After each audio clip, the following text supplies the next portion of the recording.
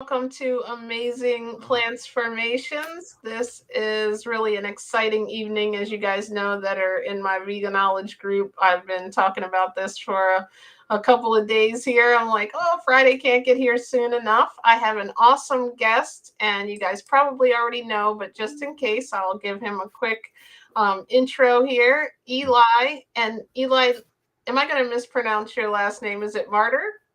You got it. That's All the one, right. Martyr.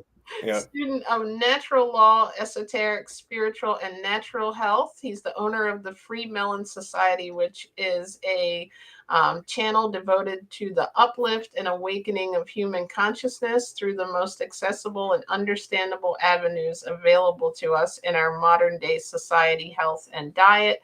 And he's also happens to be a stuntman actor also too, which is really cool. That's not how I initially found him, but I found him because I looked up what happens when you eat grapes for a long time, and I got one of your videos, and then I watched. I think I've seen you on a couple of other like Jillian interviews too. So I'm excited you're here. Thank you for joining me. Oh, well, you're very, very welcome. Very, very welcome indeed. It's always a pleasure to come and speak to anybody and everybody who is looking at putting the good word out there into the community. So, and I say something similar most of the time, but it's true. I love this. I love this kind of stuff. And, nothing is more rewarding than being of service and helping other people. There's just an intrinsic value in that is very difficult to replicate doing, well, anything else really. So if we can work towards that end by doing exactly what we're doing here, then heck yeah, let's do it. That is awesome. And I can definitely tell. I want to welcome Tessa. Thank you for joining us. I just can tell when you're talking that you're just really I guess, really passionate about what you do. And I love the way you explain it. Everyone, click on his link and check out his videos.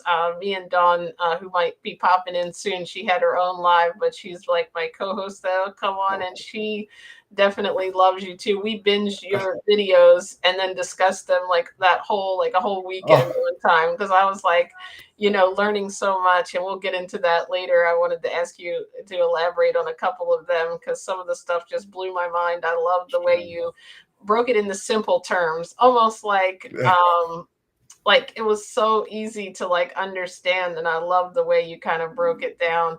Um, and you're before we get started, I know I believe Fruitarian is the name, or frugivore, I guess some people may call it. yeah. But how did you get started with this? Like, did you grow up in a household with like vegetarian or vegan, or is this something that happened later on? No, Oh, I did no. see the Christmas video with your mom. I remember that now. That was cute. Yeah. Oh goodness. Yeah, no, no, no, not even close. Not even close. There was absolutely nothing vegan or vegetarian about anything in our upbringing. it Not was either. it was an everything goes. I was standard Canadian, standard American diet, with the exception of maybe some of the more flagrant offenses, we were very lucky to abstain from, all right, to not really be part of the family. So alcohol, for example, alcohol was never, it was just never really part of our family routine at all. So that rubbed off on myself and my brother. And we never came under the influence of any need for alcohol growing up, at least. And that carried on all throughout my life. So I was very happy for that. And some other things like Coca-Cola, like pops, chips, and whatnot. Yeah, every kid is exposed at a certain age. You go to birthday parties, and the crap's always there. So Yeah. as much as I did see it, growing up in my early childhood, by the time I became an adolescent, I think some of those major flagrant offenses weren't really part of my life. So for that, at least, I'm thankful. However, I still ate a whole bunch of nonsense that, you know, that warred against my health. Let's just say warred against my optimal unfoldment for proper health. And so it was only later that I kind of woke up out of that and like, whoa, that's what I've been doing all this time. Oh my Right. Isn't that crazy? God. It's like an awakening of sorts. Like Yeah. in the world, it just gets worse year after year, the more information you learn. Yeah. And just some of it is just, it's just so it's just so deeply insulting too. Like, like, oh my God, how did I not see this? Oh, Martyr, what's wrong with you? Right? It's natural laws, natural principles. Just it's not difficult to understand. Some of the principles are so almost insultingly basic, and it's just you almost don't want to believe that you couldn't see that before. But there's a good reason why you couldn't see it before, and it's because your mind is literally under a spell. Your mind is literally not your own when it is being commandeered, or harsh influences are being cast against your mind from these adulterated compounds and habits that we usually have. So yeah, it's understandable. So people shouldn't guilt themselves out, but once you know better, okay, that's it. There's no more excuses. It's okay, now that you know better, then you're obligated to act and be a good steward to to your body, right? Be a good caretaker, right? And honor the intelligence of your body, right? So anyway. That's a great thing to mention too, because one of the things that I found so intriguing about the videos that you made is exactly how, like you mentioned, welcome Marquita Solis, vegan empowerment coach, and Miss Mary Jones. They've both been guests before. Thank you guys for joining. Cool. Um, What's up, guys? when you talk about like that our mind is literally controlled. It's true that I couldn't believe at 42 that I had never seen one glimpse of anything or anyone telling me, hey, you shouldn't eat that. It's always now, in Yeah. fact, when I tell them more or less I'm vegan, or now even worse, raw and fruitarian, they're like, you shouldn't eat that, but I've Right. never heard that up to that time. And just as an example, I know you talk a lot about natural law. Can you just give us an example of what that is, or one of the principles of it Mm. that you found to be like, letting kind of the truth about how we're supposed to eat? Sure. So, okay, so natural law. So when we say natural law, what we're talking about is, if I let me digress for a second. If I bring up the concept of a king, okay, let's go way back into the Dark Ages or the Middle Ages, okay, wherever you want, some point in human history, and where the monarchy was the order of the day, okay. In a monarchical structure, in a monarchical society, you've got the ruler, okay, the ruler of the kingdom, and whatever the ruler says goes, okay. There's no questions asked. Mhm. Any order you disobey, any injunct, excuse me, that is not respected, is dealt with harshly by the king, okay. And whether the king wants to do that or not, whether it's a benevolent king or a queen, okay, let's just say the royal family, okay, king and queen, whether they are mean or whether they're benevolent, they have to enforce those laws with consequences, okay. And so everyone's familiar with that. Now, what we don't like to recognize in modern society is that our capacity to come up with concepts and come up with culture as human beings, because our minds are of something higher, they're of a spiritual essence, we can't help but mirror how we structure our lives we cannot help but mirror some of the qualities of the higher spiritual realms. Okay. It's much like if you, our brains, okay, you look out into the cosmos, and it looks like a brain, right? If you zoom in close enough, you'll see all the networks of neurons and whatnot running through the brain, and then you look out into the out into the cosmos, and holy smokes, right? This stuff looks like a brain as well, right? So what I'm getting at is that the higher mirrors the lower, and vice versa.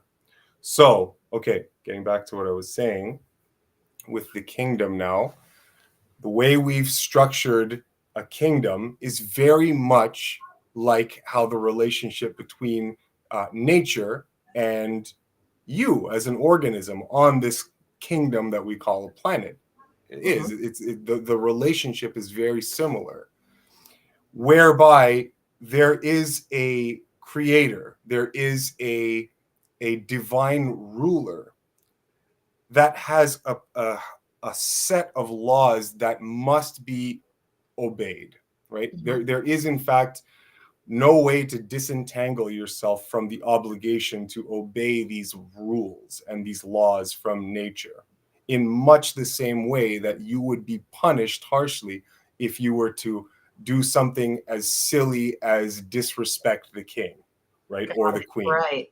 right? It would, you and nobody would do it because they're fearful of the consequences. Now, what, again, I'll reiterate this just in different wording, what we have lost sight of as human beings is the fact that we live in a kingdom of nature, a kingdom of nature that is ruled by a governing intelligence that has set aside strict, unbinding, immutable laws of operation and rules and conducts of behavior, such that if you obey them, there is reward attached to that uh, act of obedience. And if you disobey them, there are consequences affixed inextricably to that act of disobedience or irreverence. Okay. And we don't like to hear that. We don't like to hear as human beings that you have to obey something, because Right. I think it reminds us of the tyranny of the old monarchical system. Okay. But nature's kingdom is quite different. In nature's kingdom, because nature is, let's just use a word, perfect, all right? Strict, unwavering obedience to nature's law or to God's law brings you and yields you nothing but the highest glory, the highest pleasure, and the highest good. Okay. So, with all that out of the way, natural law. So, when we say natural law, what we're talking about is a set of principles, okay, a set of rules that govern your reality, okay, that govern not only your reality in terms of the atmosphere, the world around you, like outside of your body, but also rules that govern the operations of your physical body and the operations of your mind and emotion. All energies, everything, right? The entire cosmos, the very fabric of the cosmos itself, everything is run by very, very precise, never changing, always in operation laws that the highest mind, that the creator, the architect, okay, God, nature, has created these laws in order that the physical domain is structured and harmonious and well. Okay, so anytime our thoughts, behaviors, emotions, or conduct in any way violate or seek to extricate ourselves from those strict binding laws, then what happens is the law just jumps into action and you are afflicted with the consequences of that disobedience. Would And you say that people think that's not the cause though, like in this society, it's probably they think it's just happening out of nowhere, but it's truly a law. Is that Right. what you would say? Right. Yeah. There's if people love to think that, but a lot of people are stupid. Well, what do you want me to say? No, I'm kidding. I'm kidding. I'm kidding. Sometimes I like to say things that are just so unconscionably rude, because, just to make myself, laugh. See if you guys are paying attention. Just say Right. something uncalled for. Yeah. No, I never. Guys, whenever I do that, I don't. I don't mean it. I'm just trying to be so spontaneous to kind of like shock you. Anyway. There really are stupid people out there, but that's not really what I meant to say. So people believe, yes, people believe that they don't have an obligation to these laws, but unfortunately, and I say it all, nature doesn't care. It really doesn't care. If there's a child that doesn't know any better and is just bicycling towards towards a fiery inferno, and the kid doesn't know any better, then yeah, that's going to be an ex kid. Yeah. If he, but that's when a responsible parent who has developed some intellectual maturity, they know better, they step in and they guide the child away from riding into an inferno, which is usually a bad decision, right? So anyway, everybody is obligated to these laws. The problem with modern society is that nobody knows that they are obligated to these laws. And that's a huge problem. See, in the ancient world, depending on what school you were reared in, okay, um, if you were a practitioner of the esoteric science, of the natural sciences, okay, these kind of exclusive institutions of learn no, not institutions, exclusive, hidden away, um I guess, aspects of any of whatever the contemporary religion was.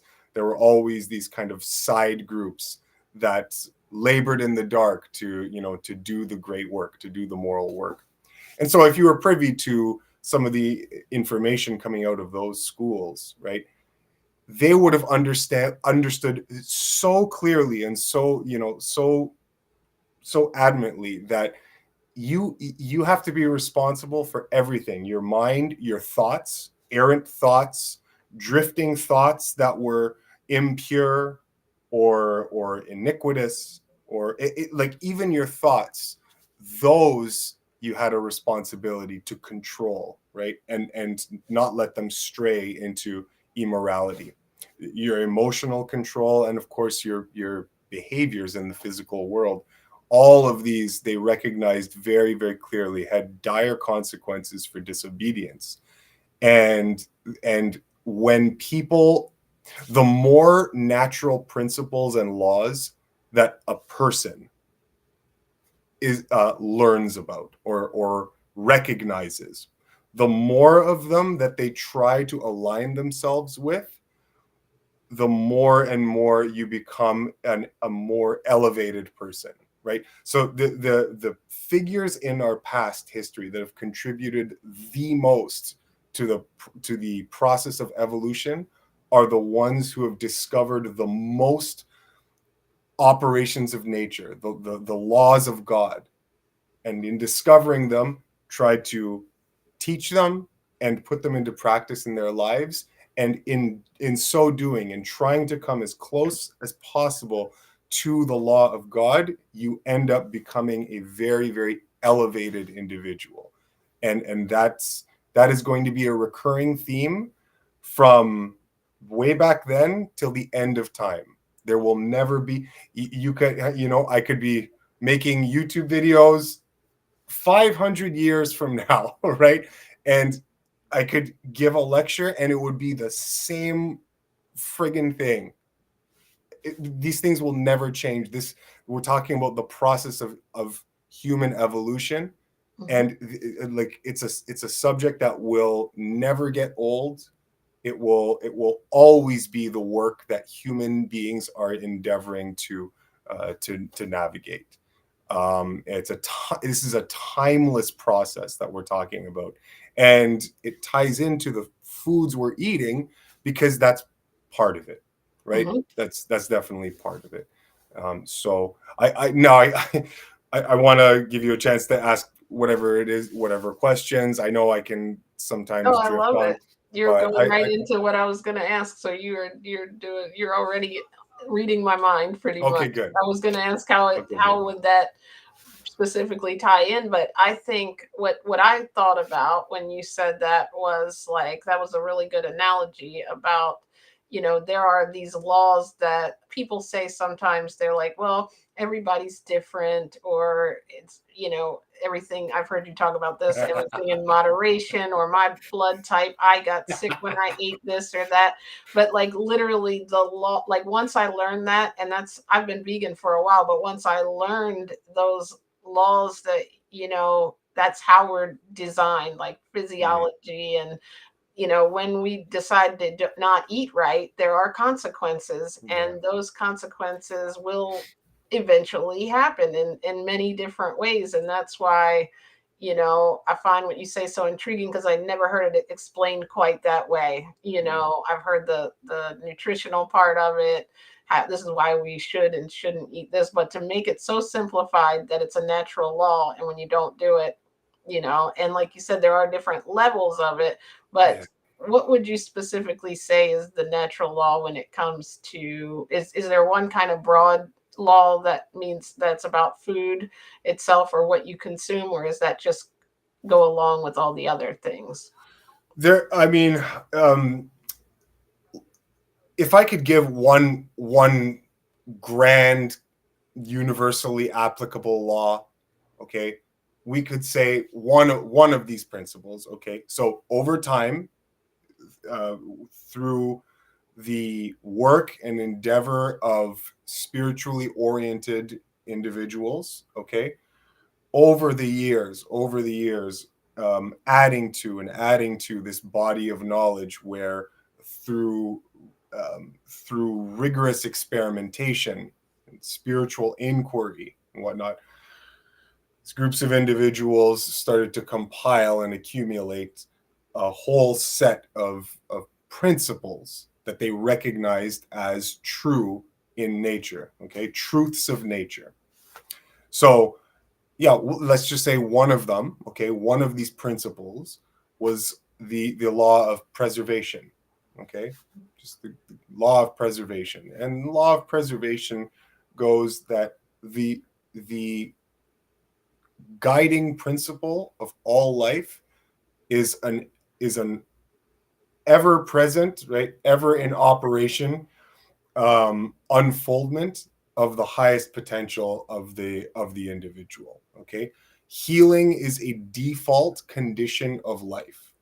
Mhm. Self-preservation, healing is a default condition of life. Self-protection from all offenses is a default characteristic of life. All right, so you cannot be an organism on planet Earth and have a body that is not subject to the law of self-preservation, where every single fabric in your entire body and in your entire mind will always be trying desperately and yearning and laboring often under the crushing weight of your disgusting dietary sins. Okay, it will, despite all of that, it will be laboring constantly to unfold the highest potential in you in as close proximity, excuse me, in as close proximity as possible to the perfect potential that nature had intended for your form, for your body. Okay? And the only thing that gets in the way of that perfect unfoldment is you and your mind and our ridiculous superstitions and our silly conceptions,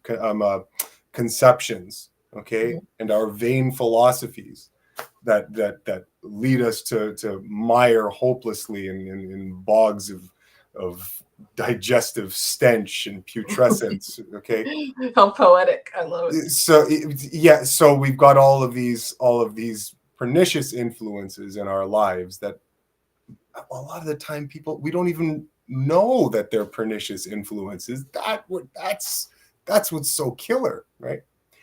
And so yeah, with that's okay. Getting back to what I was saying, yes, that would be an example of one of those principles, is the great law of self-preservation. And knowing, so why is that important to know? Okay, why would you, what advantage is conveyed to the individual by discovering a principle? Because a principle is a truth. Mm-hmm. And if you know a truth in operation, okay, of how the world works, what that does is that it allows you an absolutely enormous amount of faith. And you can pour all your faith into this principle because you know that it generates a particular result unfallibly, right? Unceasingly. And so you have all the faith in the world. How many people are out there are worried that the sun will not rise tomorrow? How many? Nope. No one. Nobody is worried that the sun will not rise tomorrow. Why? Because we in our lives have been introduced to a general principle of the revolution of the celestial bodies, and so we Mm-hmm. understand that this unceasing process. Now, okay, at some point in the future, yes, I understand that some of this might change, but for the most part, okay, we are looking at a set of very, very precise mathematical laws that are keeping the celestial bodies in when I say perfect harmony, like I don't think we really deeply understand when we say perfect harmony, like how perfect.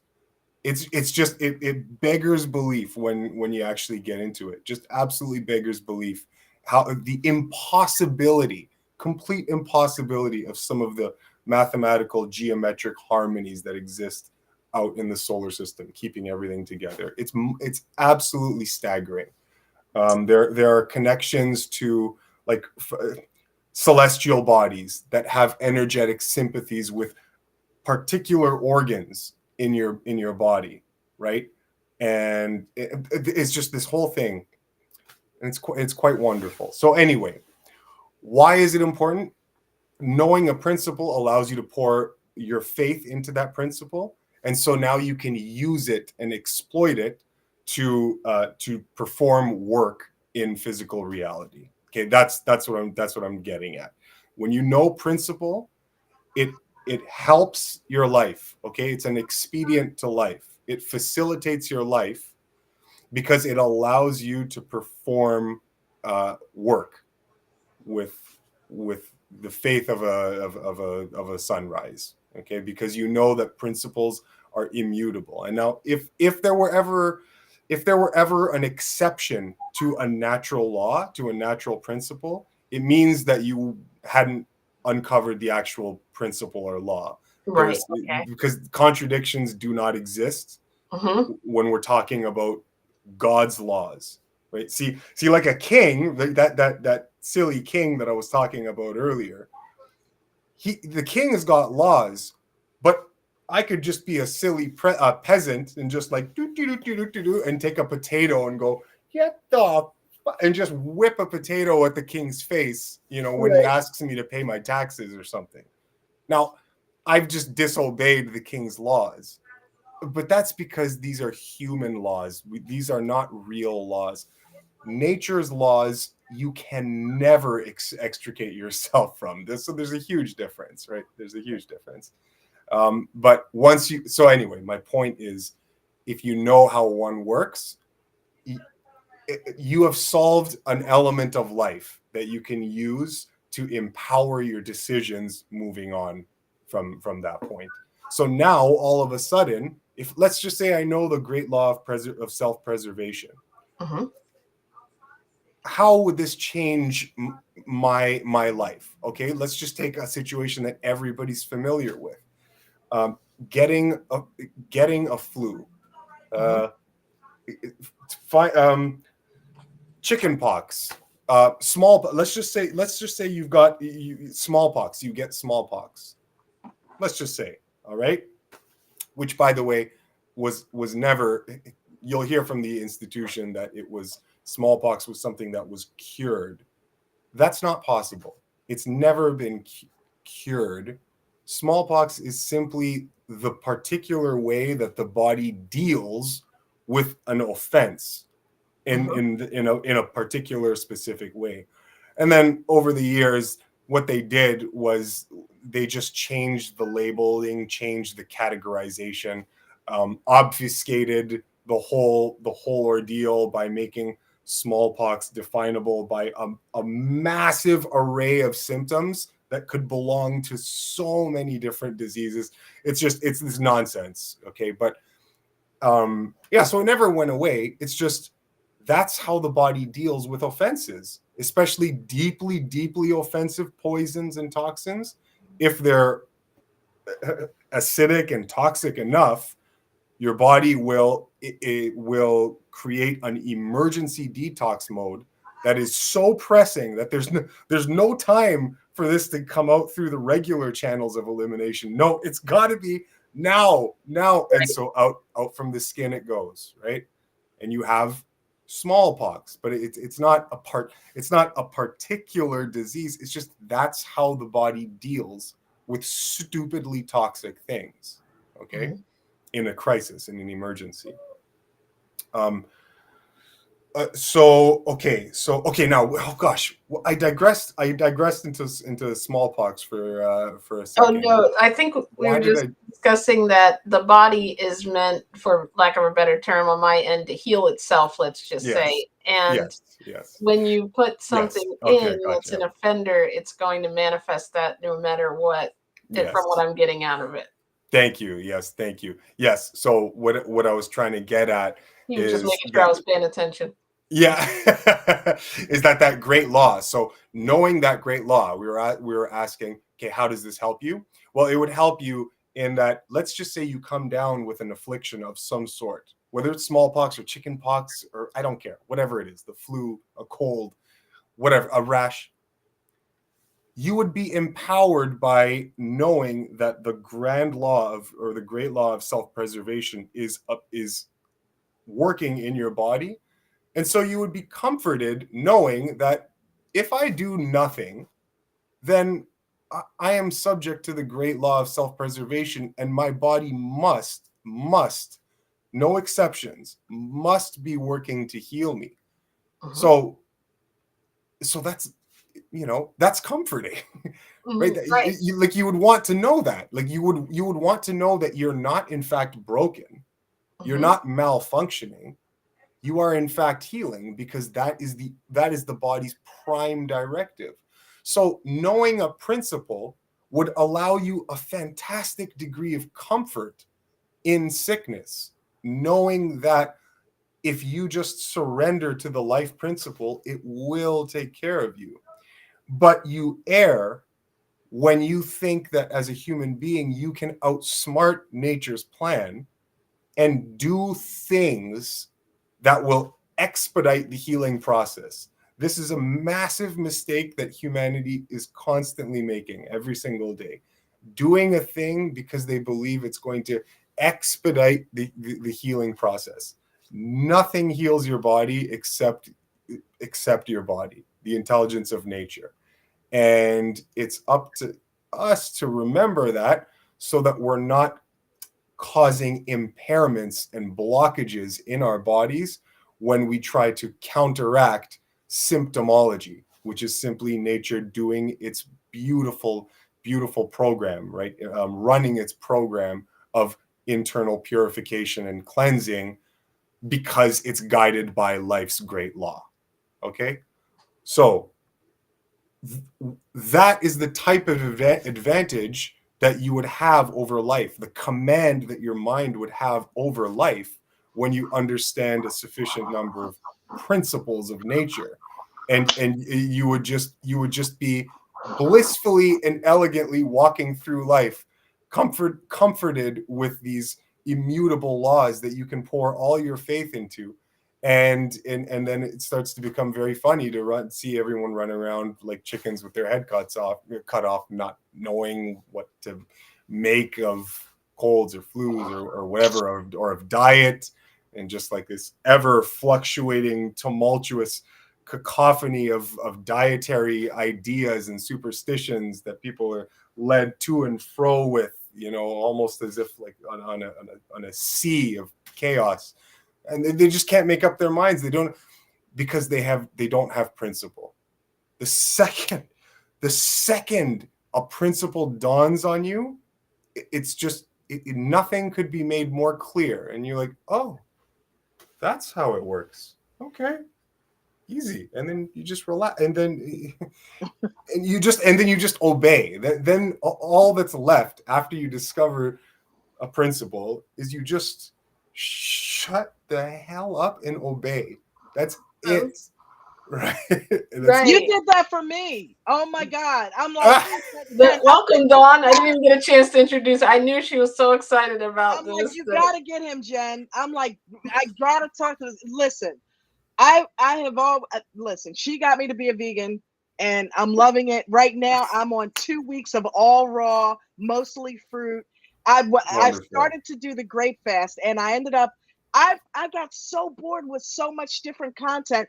And I stumbled on one of your videos. I stumbled on your grape journey, and I said, "Wow, I can listen to him and actually get into this, because what he's saying makes so much sense, and how he's articulating it, the way that." And I'm a content creator, so I'm like, the way his videos are lined up, I'm totally bought in, and.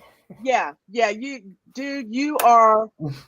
I told him we binged his videos like for the whole weekend. It was crazy. Yeah, you're absolutely amazing. Yes, and I'm like, I can sit here and watch him all day. We binged watched you.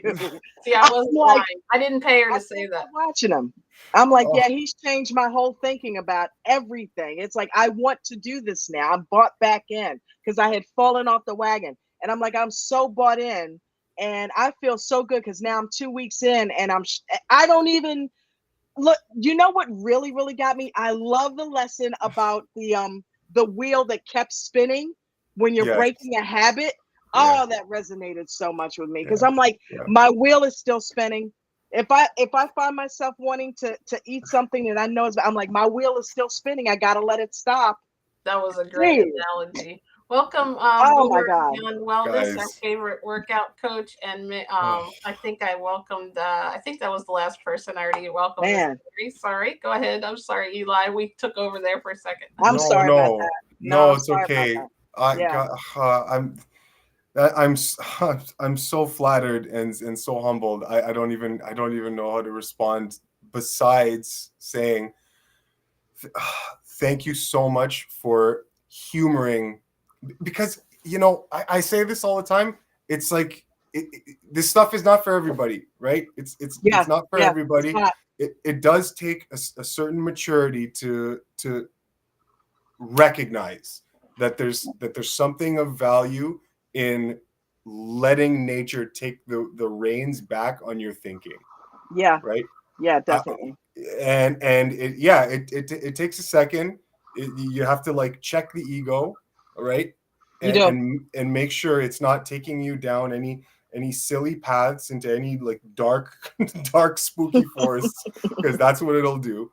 And you just let your thinking, your thoughts, your behaviors, let all of that be foundationally based in nature. And if you do that, then you're generally led to the best conclusions. But the second we start trying to drift away from that, well, the consequences are inherent in the behavior themselves, right? Yes. If I make the decision that I'm well within my rights to walk over to my neighbor, open the door, throw an avocado in her face, and then headbutt her in the knee for no reason, right? Yeah, I might believe that I'm in my rights to do that, but unfortunately, the consequences of that will be inherent in how stupid I behave. Right? Cause and So effect. Remember your cause and it, effect video? that's exactly what it is. Yeah, that's Cause and exactly effect. what it is. And the Yeah. same thing applies to all of our dietary indiscretions, and Yeah. on and on it goes. There's a whole moderation thing.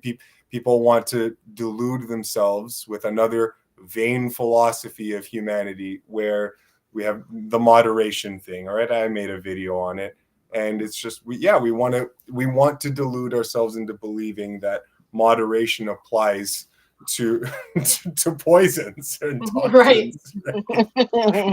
Right. When you think about it. Well, if I just eat a little bit of dairy, it's like Yeah, no, none. yeah, Well, no, my son is lactose intolerant. Well, guess what? So are you. yeah, yeah, yeah. You Yeah, know? right.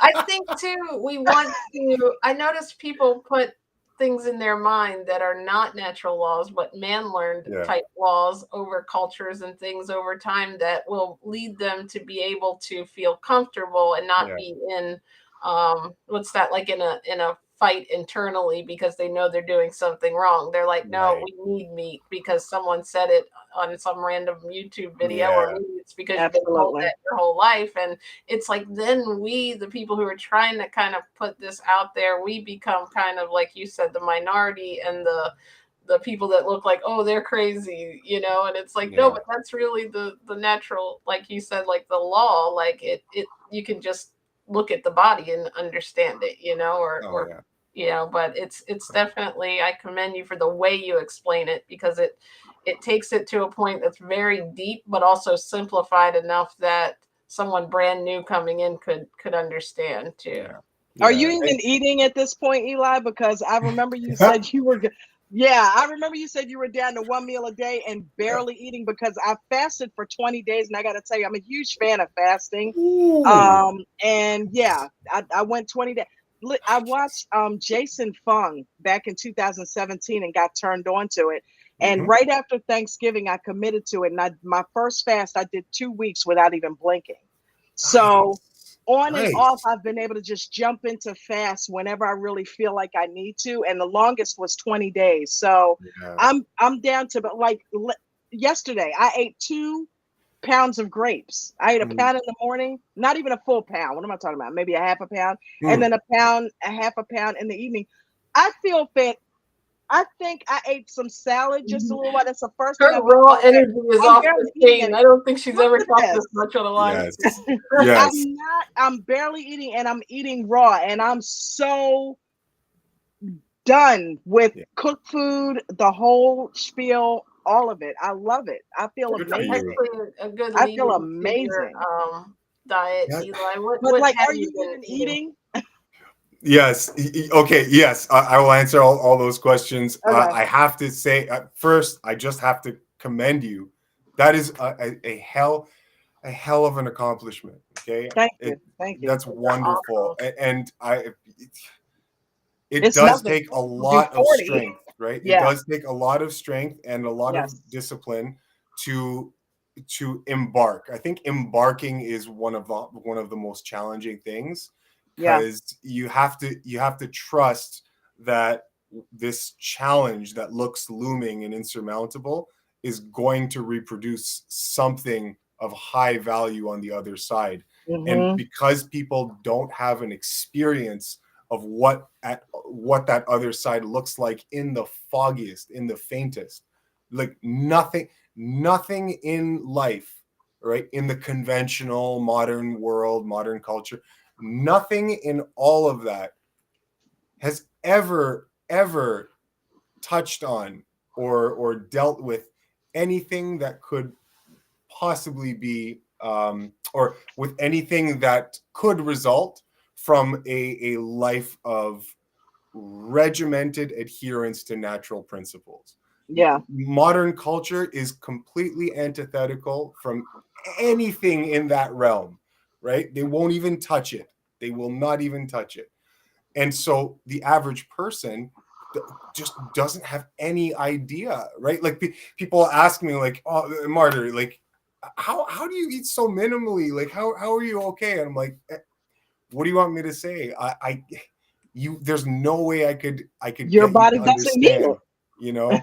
Yeah. Well, yeah, eventually your body develops this type of metabolic efficiency, and you know that it would need to do that, but people don't, they can't feel what that's like.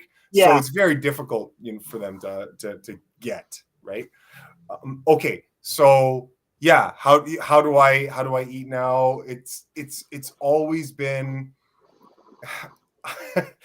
I always feel a little bit reluctant, just a little bit reluctant, because I know that there is that danger of letting someone hear how I currently eat now. Right. I saw And your fridge.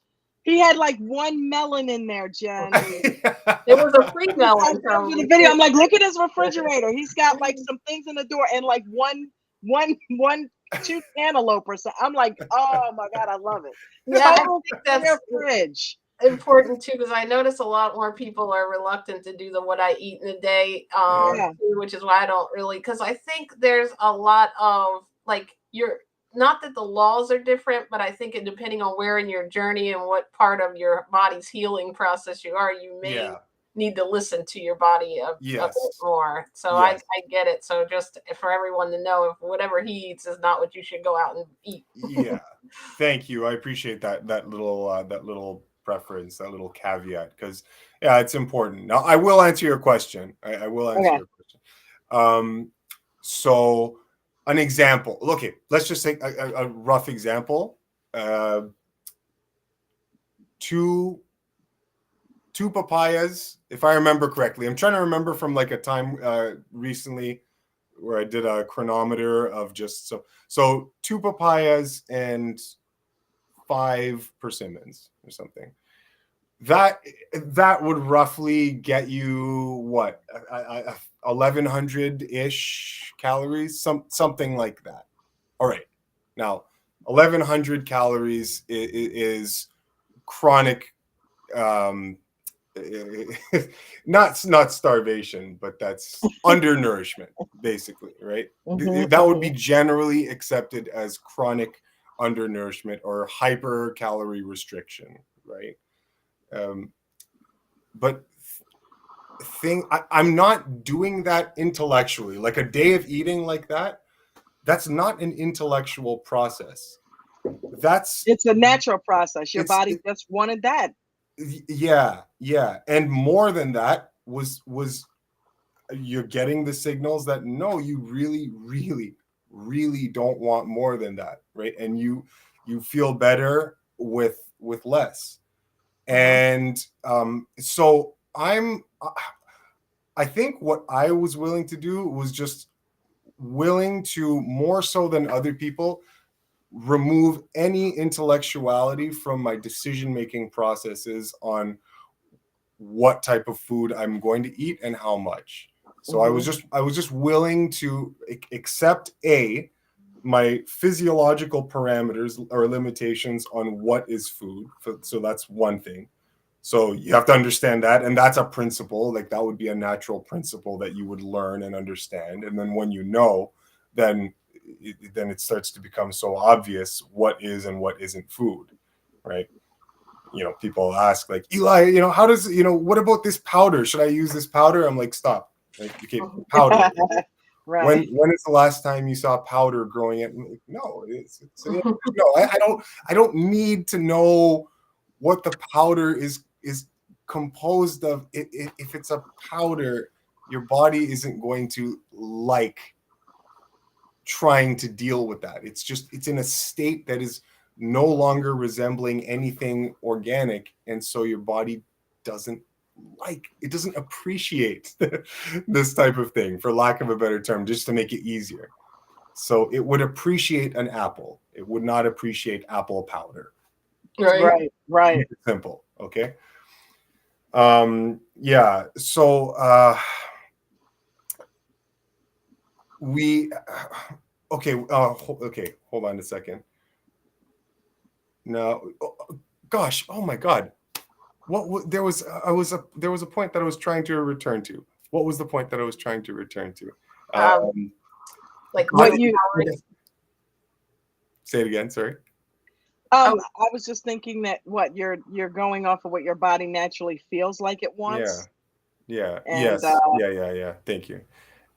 Yeah, you're going off of just the inner calling. Okay, so intellectualism is gone, and your sensitivities will evolve and change over time, right? So long as what you're eating falls within the correct parameters of what your physiological limitations are, so long as you stay there, the longer you continue to live with only positive, beneficial foods entering your system and washing through your system and doing the cleansing action that they have. So the longer you do that, the more you'll find you develop more and more and more metabolic efficiency. And so that's what's happening. And then over the years, I'm just letting that unfold, and wherever the impetus takes me, then I'm just, without discrimination from my mind, if my senses take me there, then I'll just go. And so it turns out that over time it has led me to a place where now, being a bit more abstemious in my diet, right? Being like more restrictive. Don't get the wrong idea when I say restrictive. I'm not talking about intellectually, rigorously saying, no, you cannot have this. right. When I say abstemious, I'm just saying it's in comparison to what is currently accepted as normal dieting. Then yes, what I would be doing would be, I guess, classified as abstemious, as overly restrictive. But when, so if I tell someone, I eat 1,000 calories a day, right? Let's just say some days it's going to be more. Of course, you're a human being. Nothing's exactly that. You're not a computer. Right. So there's certain days it's going to be more. Other times, I've seen days where it's less. There's some days where I'll working throughout the day, exercising, and all I want is like a liter or two of maybe some juice, and that's it, right? Which is pitiful calories, but I'm not going to argue. It doesn't deserve any extra thought. It's like, this is what I'm feeling like I want, and it's sustaining me, so I can just move on without giving an extra thought. Because the minute we enter a whole bunch of human thinking into our psyche, then we start to go down different roads that we don't really need to go down, and our mind starts making decisions that really our body is like, why are you making that decision?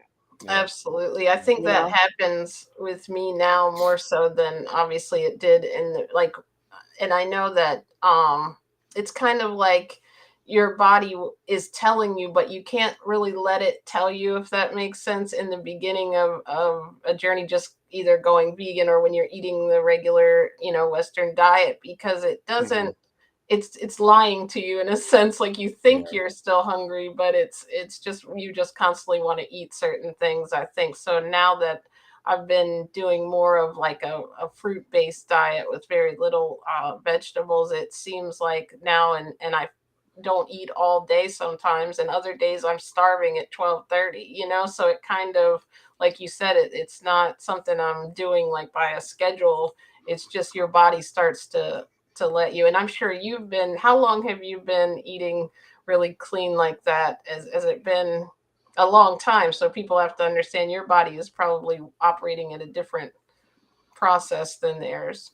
It's been over 8 years now. Yeah. So it's been over 8 years now that I've been doing this type of thing, living this type of way. And it's like you said, I mean, it's a process, and you just have to be willing to accept. I think that's like one of the most difficult things, is that we're told that we're something that we're not. And So you run into a little bit of cognitive dissonance when you stumble upon some information that tells you that you're otherwise than what the current paradigm is really conveying to you. And so once you can get around that, right, the little bit of tension and contempt between your current construction of mind and what the natural principle is, once you can kind of negotiate through that, it does become a lot easier. Yeah, it does become a lot easier. So yes, so to answer your question, yeah, so it's been 8 years now that I've been doing this. Cool. And it's, it was never hard. It was never hard at any stage. And it was never hard at any stage, really, because of what we were talking about earlier. It's just because the principles. I knew the principles pretty early, and so it allowed a fairly effortless and elegant transition into this lifestyle. Yeah. Because once you know, you can't really unknow that type of thing. So No. even if you were to fluctuate intellectually, your body would then already, know. And I guess that kind of, when you started this 8 years ago, Mariquita was asking, where did you study? Was it like someone you saw like on YouTube or something you read that actually started this whole process? Or if you even remember that about the natural law and what we're designed to basically as human to go along with nature. Yeah. Well, so what did I study? I have a degree in kinesiology, so I studied at York University.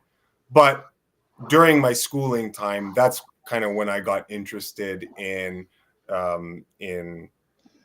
esotericism, in esoteric philosophy, in natural science, history, lots of quantum physics, lots of different stuff. So to answer your question, where did I study? I was just a voracious reader. I just kept reading, and I did it from the time I was in school and never really stopped. So that's it. I liked history. I really wanted to know more about history and ancient history, beyond ancient history. I didn't like how little I knew about history, and so that was kind of one of the first subjects that I started taking an interest in reading. And then history, and then medical history, and health and wellness and exercise, right, and all sorts of stuff. So different subjects kind of all together. And then later on, it's like, holy, you know, all these dots connecting all of these divergent bodies of study, or subjects of study. And it was interesting. Just like everything's connected, right? Everything's connected. And so I did kinesiology in school and university, but I was otherwise just self-taught, independent researcher from the time I was in school, even late high school. Really, this kind of started, and up until now. Wow, that's awesome.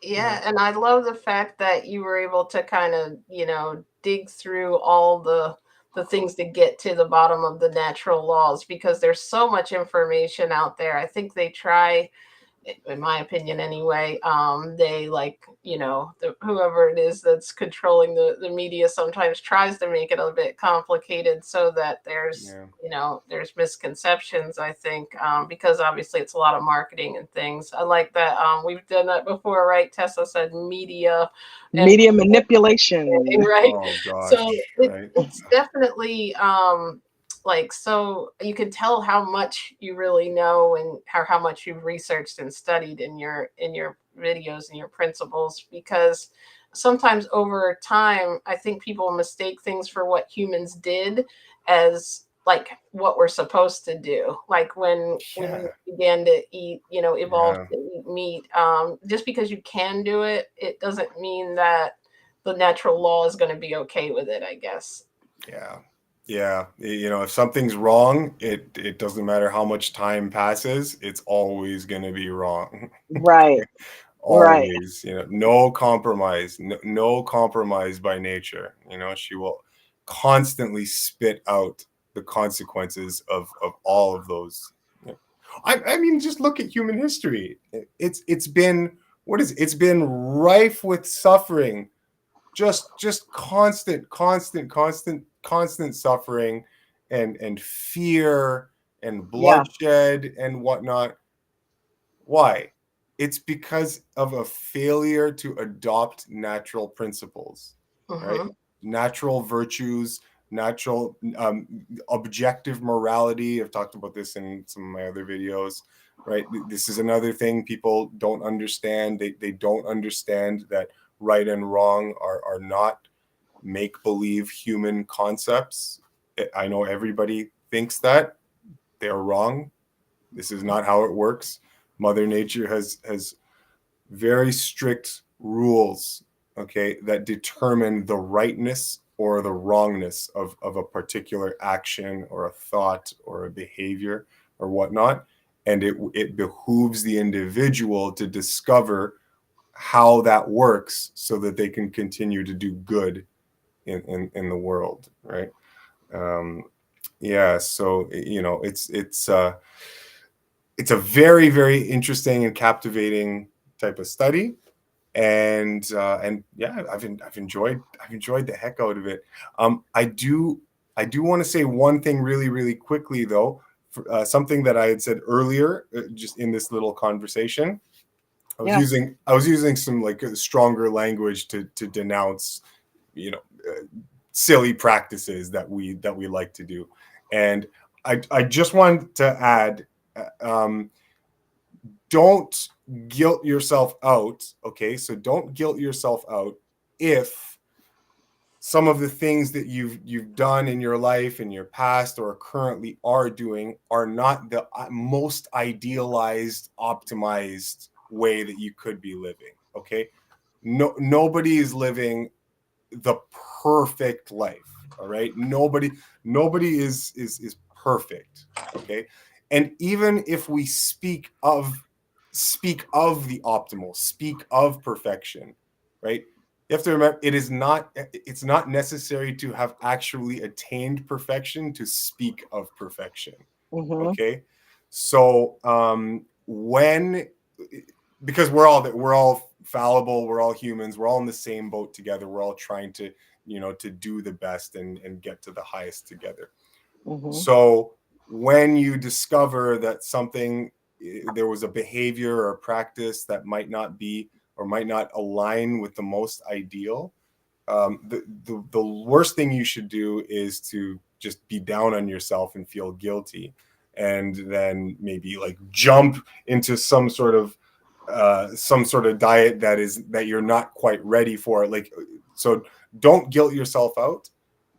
But once you know better, then you can just allow that to help inform your progress, your transition. Mm-hmm. Okay, and not to just not to get too stressed out about the errors that we've made in the past. The past is the past. Can't do anything about that. All you can do is move forward. It's burning. And It doesn't exist anymore. yeah, it's gone, right? It's gone. The echoes from the past, the ripples from the past, you might still be feeling, because sometimes the weight of some offenses are have repercussions Mm-hmm. that Right. reproduce Right. themselves as ripples, just like a stone in a pond. But ripples from a stone in a pond eventually dissipate, so long as no more stones get thrown into the water. So Right. if you stop casting the It's stones like in, that wheel again. I yeah, think it'll we'll link that video. I heard there was one you did. I can't remember the exact name of it, but it was for the beginners, like transitioning, and you kind of went through the different levels of like, here's what you can do in the beginning if you're not ready to jump from like, okay, I've been eating this way, now I want to eat a raw fruitarian diet or whatever whatever guide you're on. But I really like that the way you did it, because I think people, Oh, thank you. you know, they might get frustrated if they're not able to all of a sudden, just from that one moment, go right to where they want to be. So I Yeah. like that. As long as, like you said, it's not putting anything in that's an absolute offender of that. Mhm. If you're moving towards the becoming at your best and your most elevated, then that's, you know, that's a great message to give. Oh yeah. Well, no, I appreciate it. Yeah, thank you. Thank you. And it's, you know, I'd love to say there there are so many, like there's so many issues that we're plagued with as human beings, okay, navigating this modern world. And it would probably surprise us to learn how most all of these problems can be alleviated, or the fix, all right, the panacea to so many of these issues is simply an adoption, or a recognition first, and adoption in practice of just Mhm. some of the basic natural principles, just some of the basics. That's it. And that has a way of um, harmonizing your thinking, all right, and making your thinking far more constructive and easy, all right, and effective and correct, right? Common sense, right? Right now, common sense is kind of like this brutalized element that still leads us to make incorrect decisions. But common sense tempered by an understanding of natural principles, now all of a sudden that's something totally different, right? Um, Absolutely. I want to yeah. welcome Michelle Dupuis. Look, I even say your name right. And my mom, Kathy Wozniak. Welcome and thank you for Hey, joining. you. And Angela, I What's up, think I guys? welcomed you. Yes, we this must be a popular guy here. We even got mom on the stream. I remember Yeah. we were talking about. I love the video you did with the little Christmas recipe with, or yeah, I think it was like around the holiday, Yes. maybe not Christmas. Yes. Yeah. Yeah. Yeah. Yeah, it was really cool. So welcome everyone. I'm so happy you're here, and thank you, Eli. Like you have given us so much, like to think about, and like, you know, in depth, like really taking it back to those natural laws. That is so cool. And Absolutely. And I mean, I love it because it frees your mind of all of the avenues that it goes Oh. down. It I mean, it really frees you from Yes. putting so much restriction on, what am I doing and why am I doing it? It's like, listen, just let nature take its course, be like you the know? sun, right? Yeah. Yes. Yes. Let nature take its course. And like when you're trying to get healthy, your body will tell you what it needs. And it starts with erasing the slate. That's right. If you can pull yourself together to not eat anything for a while and just reset, that is a huge healing tool that we have that we don't use. Yeah. And if you're And it's because we Absolutely. only can't get our minds around it. uh, It's like, stop thinking about it so much. It's actually your body actually really likes this. Yeah. You Yeah. know what I mean? That's only wonderful. That's wonderfully said. Yeah. Yeah. Very, very wonderfully said. Yeah. if Thank you're you. on like Sorry, only Jen. exception is if you're on like any kind of medications, you definitely have to have them monitor it because some people have, you know, Mm-hmm. they might, Mm-hmm. as you start to heal, I always say you might need to have it lowered because you're beginning to heal that condition, that clog drain, quote Yep. unquote, that Yes. Yeah. reason you're taking it. So Yeah. definitely make sure they monitor it so it doesn't like end up like your sugar's too low because your Of course. medicine's lowering it, for Right. example, and so are you. Of But course. I think in a sense, like you said, it really does, you know, it has helped clear my mind since because there was so many different pieces of vegan information out there. And when you just take it all the way back to the natural law, it makes it so much easier than trying to listen. I need this much macro or that many Yet you get analysis calories in it. paralysis. Yeah. Mm-hmm. Yeah. You know, information overload sometimes. It- But people, there's a funny thing about how this unfolds in our lives, and I think it's good for people to remember that when they start to embark on the path of health reform. Okay, so once you start getting your feet wet in the direction of health reform, you have to remember it's almost as if there's a karmic bank or a karmic accumulation of all of the past dietary indiscretions. Okay, I say sin. Okay, you'll hear me say sin, dietary sins from time to time. Please, if I say that, don't let your mind go to religious script, the scriptural thing. Yeah. When I say sin, I just mean highly offensive material for your God-given body. Okay, stuff that it rejects. Okay, this is what they meant by not sanctified by God. Okay, when we see dietary restrictions in scripture. Anyway, so when we're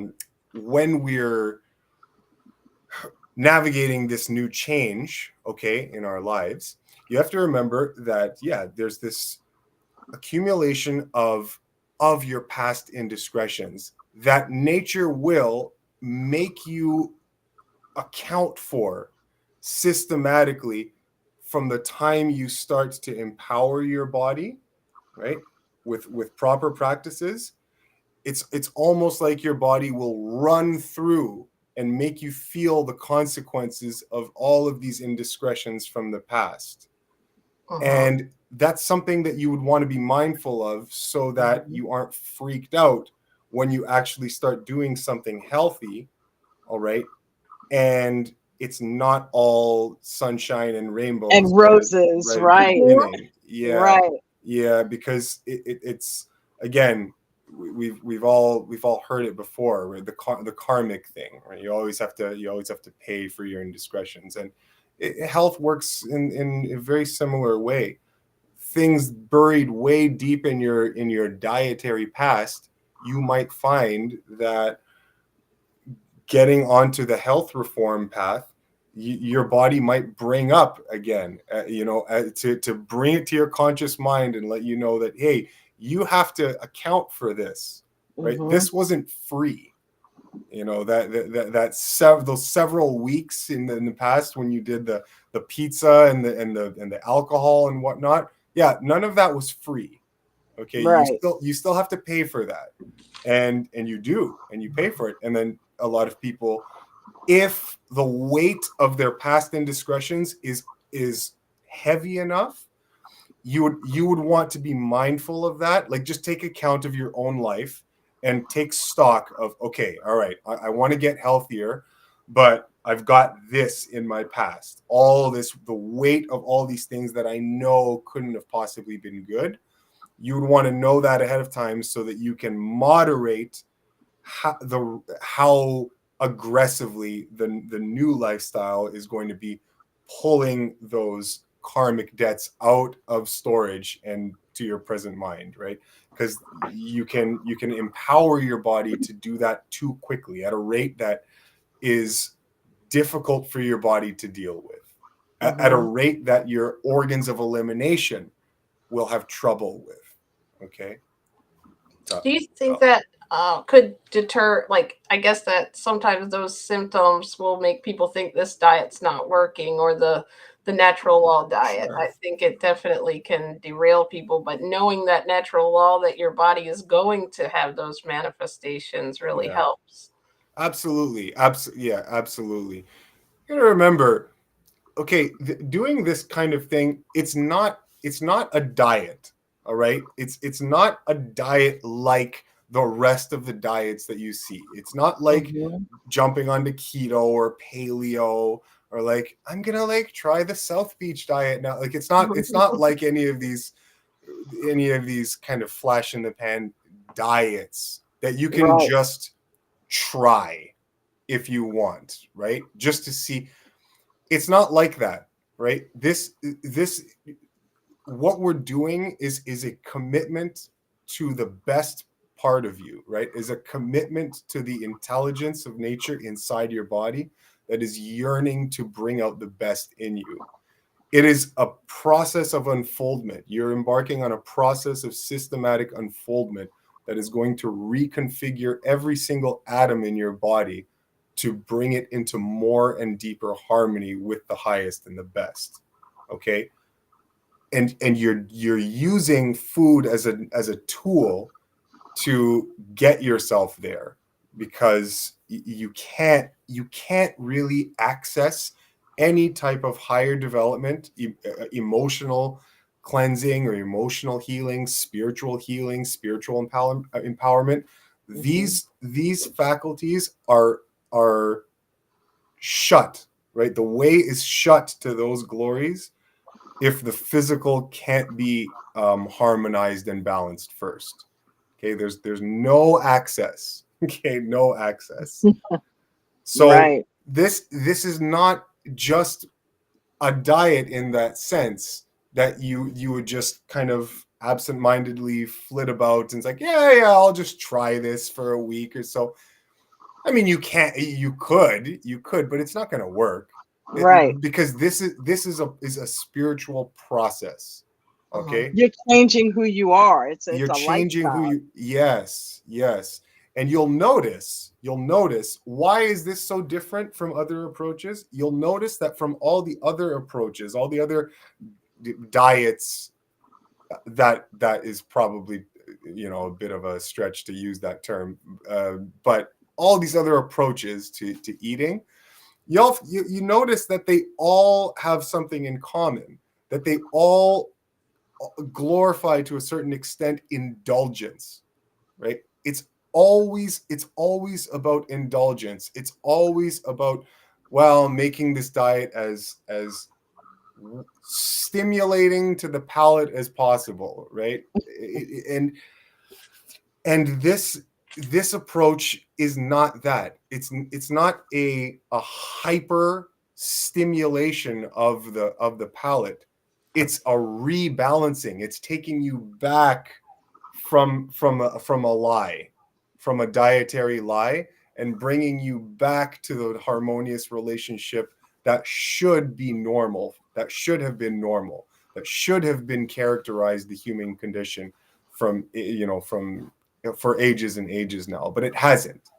And what has taken over is a rooting into the lowest aspects of ourselves, into the materiality, into the indulgence of the taste senses, and that becomes our slave, or that becomes our captor, our Right. tyrant, right?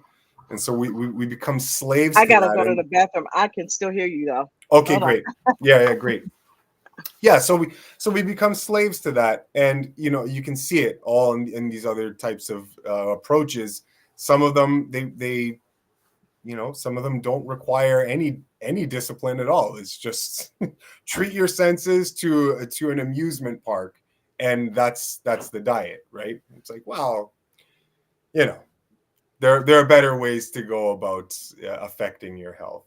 I think that's also another reason you'll see, like, on YouTube sometimes you'll see the person that will say, like, oh, well, I tried that, but I didn't feel that good, or I tried it and my levels still went up of sodium or whatever. Like, because I think that term is so broad when we say vegan, quote unquote, anymore. People say, oh, which I know is like a lifestyle, not necessarily a diet, but people say the vegan diet, and like they might have been eating, potato chips and a lot of the processed meat and things, and maybe it was good at first, everything tasted good, but then maybe they didn't feel as good. And it's like this one, I feel like when we look at it, like strip it all the way down the natural law, there's not really a lot of fluctuations or confusion within it, because you're giving your body fuel to be able to heal itself, and or giving it nothing to be able to heal itself. Like, I think it makes it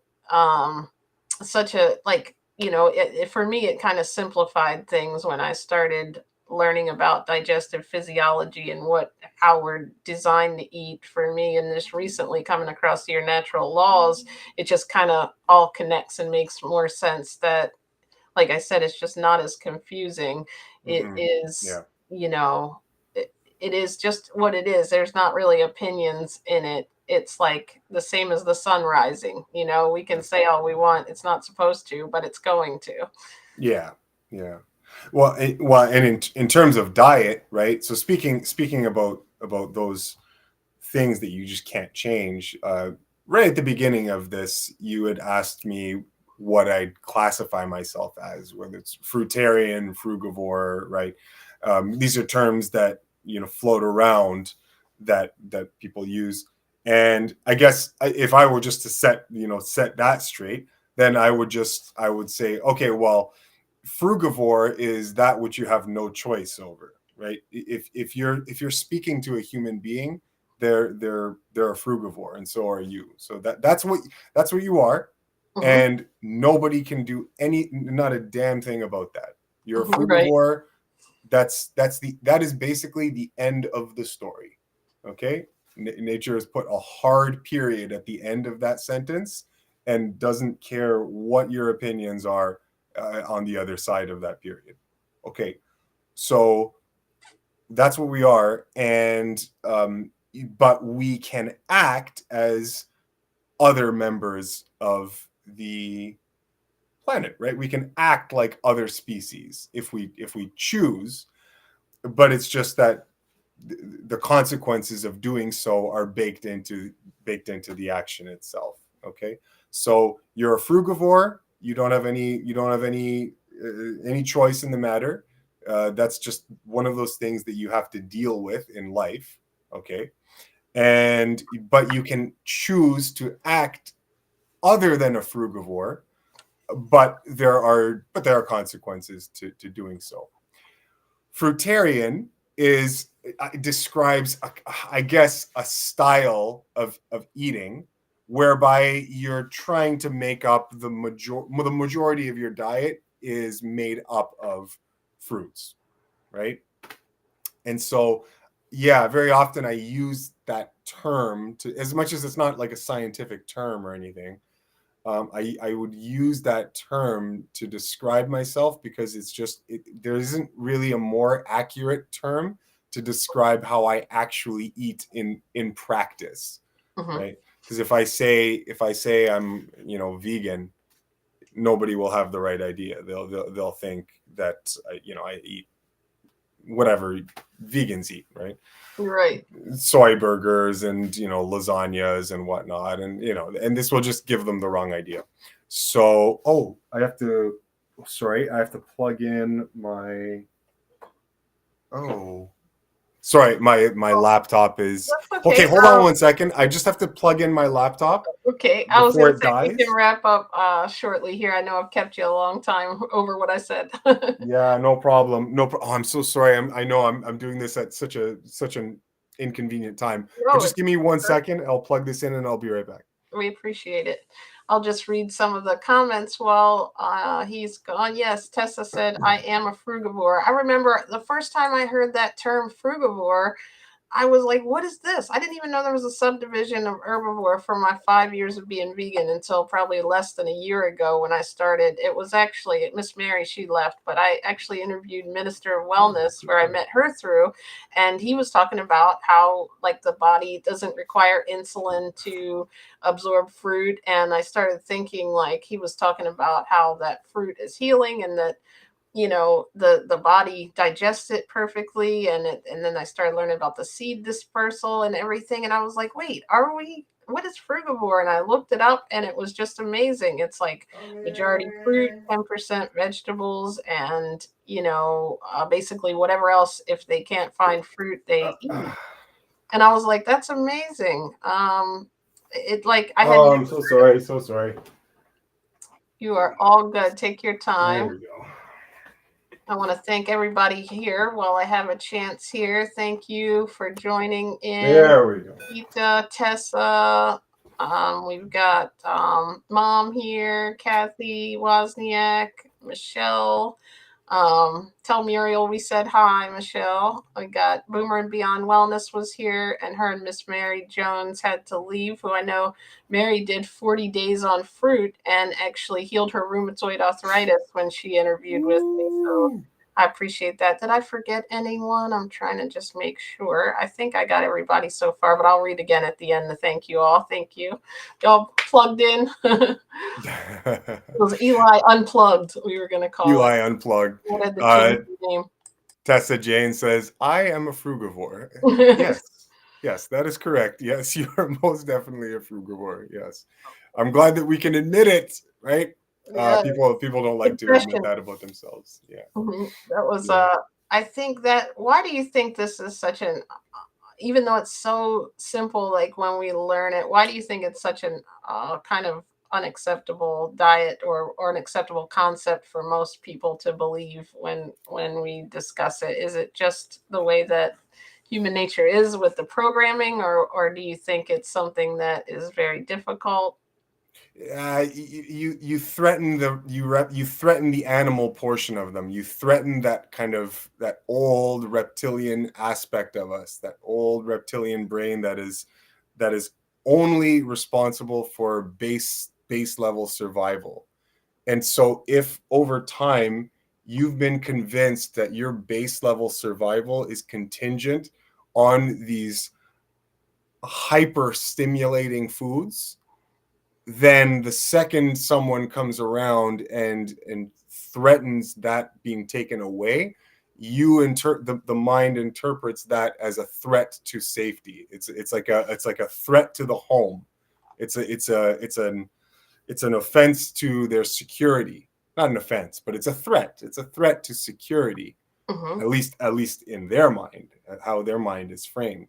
And so with that threat to security comes tension, right? Comes hostility, comes antipathy, right? They have to not accept that in order to preserve their comfortable cultural habits Mm-hmm. that have in their lives allowed them to live comfortably, right?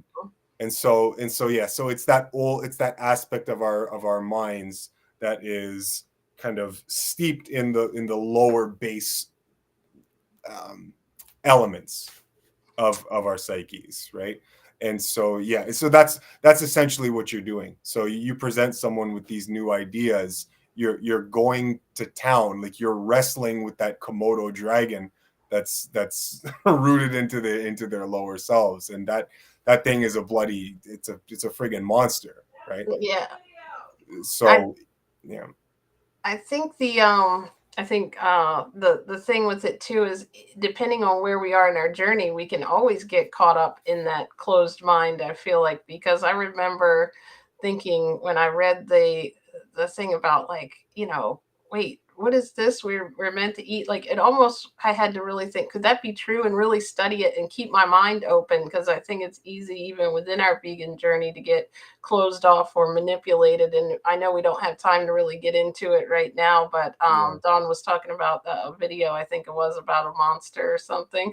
And then I also was thinking of the video you did, Veganism Hijacked, I think it was, which was really so guys, check out his channel. I'm telling you, you're going to be addicted to it just like me. And there's so much info that you opened my mind to, where I thought I had already known most of what there was to know, but there's always something new to learn that you might have to shift your thinking of what you always believed to be true, which is definitely not easy. But I figured, I didn't know for 40 years that I was supposed to not eat meat. So how could I not entertain? Let me study this and research, a different way of eating.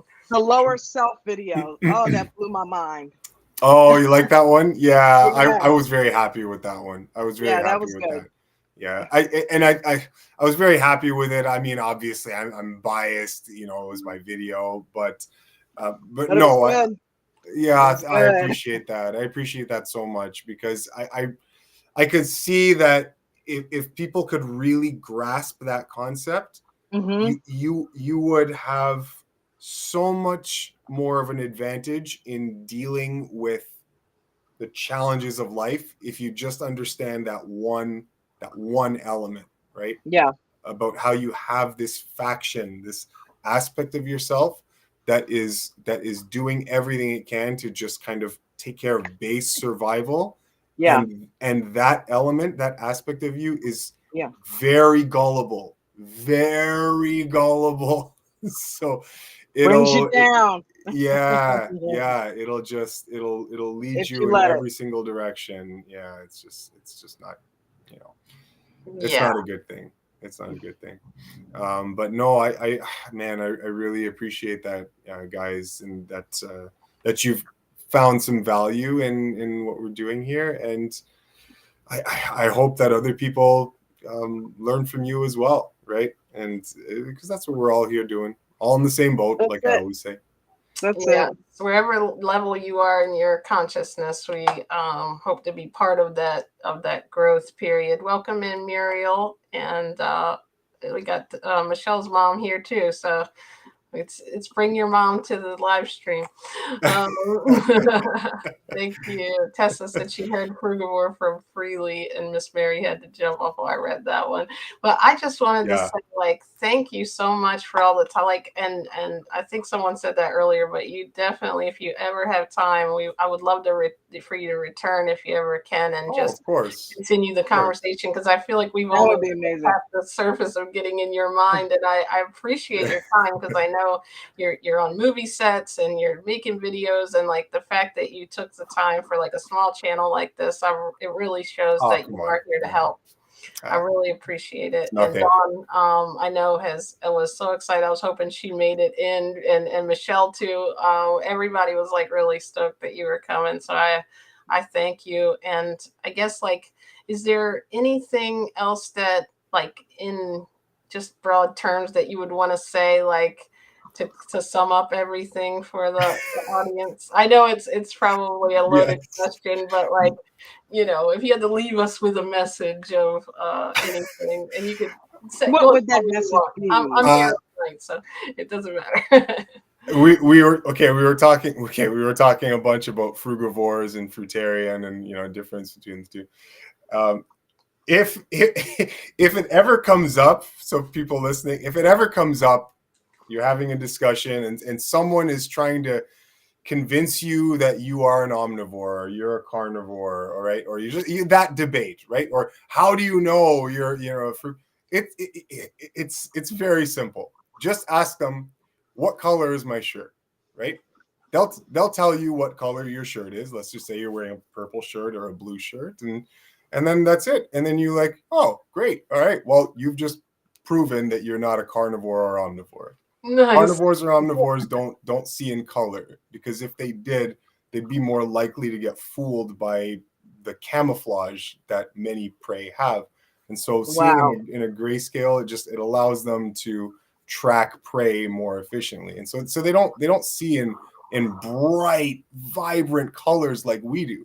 So if anyone is challenging you with this, just ask them what color your shirt is, and if they tell you, they have proved to themselves that they cannot be what they claim to be. Easy. Done. Right? That's pretty sick. I like that. Because it's like, I always want to go into the whole comparison of, they talk about, you have the canines and you have, why were we?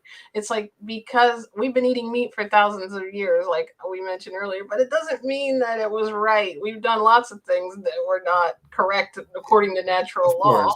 Of course. And you could bring those up, and you would just have yet another and yet another and yet another very difficult to contend with fact that they, in their experiences, at some level, at some place, they know that that's the case, right? They know that it's true, but there's going to be all sorts of layers upon layers of resistance. But yeah, you can really point to so many of these biological truths and really come to a very clear determination of what you are. Like, and once you can recognize that, it really does become very easy and silly. Like, people will go on and on. Let's just say I use that, and I ask someone, hey, tell me what the color of my shirt is, just, out of curiosity. And they'll tell you. So I give them my answer. And then what's inevitably the next little set of rebuttals? Then they're going to go, I'll tell you exactly what will happen. Then they're going to go on and on and on and on about how your ancestors, evolution, ancestors. Okay. They're going to do that.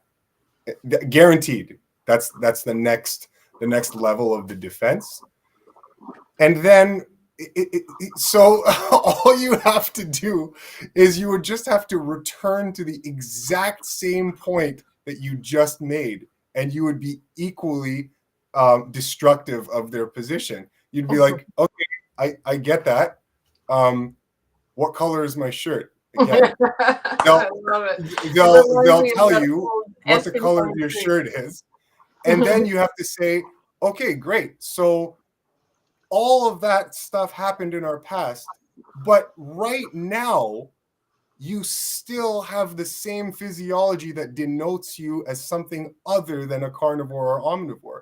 So none of the garbage that you just mentioned could possibly make any difference, because right now, in this moment, in the moment that matters to you in your life, you are clearly still not a carnivore or omnivore.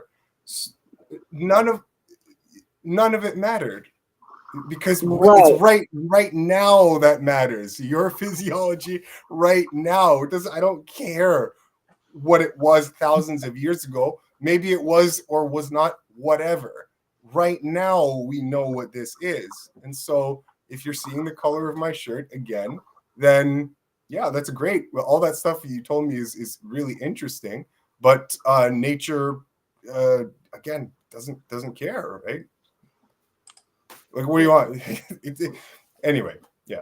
So it doesn't. And I'm sorry, I'm still listening to you. We never ordered groceries. We never ordered fruit or anything. So we might be fasting involuntarily tonight if I don't. Yeah, I noticed the kitchen was bare. I'm like, I'm being so rude, but I'm like, we have no fruit. We have no fruit. The cats don't have anything. We never got a chance to do it, because I was doing a live stream with my trading group, and I jumped straight from that to this. So it's like I never got a chance to do this to them. I got off work and came over, so I was like, I was too excited to do anything for this conversation. So yes, I'm being so rude. Tessa Jane says, yeah, my parents always say that, well, we've been eating meat for thousands of years. Yeah, that absolutely that is the case. So we have been eating meat for thousands of years, and it's been causing heart disease and diabetes and complications ever since. Okay, the royalty, or the human history is rife, is drowning in examples of royalty eating exactly like that and just getting wrecked with disease, right? Disease is a normal part of the human experience. It is the safeguard. Disease is the safeguard, is the antidote that Mother Nature has gifted you with in order to account for your sins, your dietary indiscretions. And that's so it's all love, right? There's nothing that's evil, that's warring against you in your body. It's all an act of love, regardless of what the symptomology is. It's your body trying to love you ferociously and bring you back into a state of wellness. It's helping you convalesce. And like, that's so interesting, like when you say that, because it's literally, people look at it as this negative thing, but when you feel those symptoms, it's your body trying in a way to heal and let you know that they're, I'm working extra hard. That's why you're getting these symptoms, because you're, something's not in harmony in here that I need it to be. Yeah. And when you look at it like a body is like this thing that you live in, and we shouldn't treat our material possessions better than our body just for simple pleasures, Yeah. I remember a while ago, I don't know if I've ever told this story. A while ago, I was doing archery in the yard. Okay. and there was an arrow that had gotten stuck in the target, but the arrow was completely shattered and frayed and whatnot. So I went to pull the arrow out of the target, and it came out. But what ended up happening was a whole slew of fiberglass shards just got jammed into my finger. Oh, And like it looked like a porcupine, like just all this fiberglass sticking out of my hand. So after I let fly with a couple curse words, right? I'm looking at my hand and just like, right. what do I do? What do I do? So I went to the hospital to see if they could just mechanically remove these things. And you know, I'm like, and so I'm laughing to myself. I'm like, okay, here we freaking go. I am gonna get Yep. inundated by the most noxious fear propaganda ever. They're gonna want to drug me with this and Don't I so say that, Jen? Oh, it's a business. it's It's just a such a business. Yeah. Yes, and they're gonna find something else from in your hand that you need to Oh, get by the to way, see we next week. found polyps, and Yeah. you were supposed to be checking my finger. The nurse that was dealing with me, yeah, she was when she said, "Oh yeah, okay, so we're definitely going to give you a tetanus shot, and then I'll give you some other like antibiotics," and I'm just listening. I'm not being rude or anything. Like I'm not gonna be rude, but just smiling and like, okay, well, I don't think I'm going to be using any of those options. I just want to know, can you take these things out with whatever tools you have, just mechanically? Like I don't need anything else. I'm just looking to have these massive fiberglass rods removed from my finger. That is what I want. So they managed to grab a couple of them, but the rest they didn't remove them, and they just released me, and it was annoying, but they let me have it with when I denied the jabs and all that. She was like, oh, I don't know, that's not a very wise idea. You could have a serious infection, and there's going to be this and that. And she gave me all sorts of stuff. So I'm just listening. I'm like, oh yeah, well that sounds really bad. Ooh, but whatever. I wasn't gonna take them anyway. So I left the office, and there's still fiberglass stuck in my finger. So, as much as it was uncomfortable, I know what's going to happen. I know exactly what's going to happen.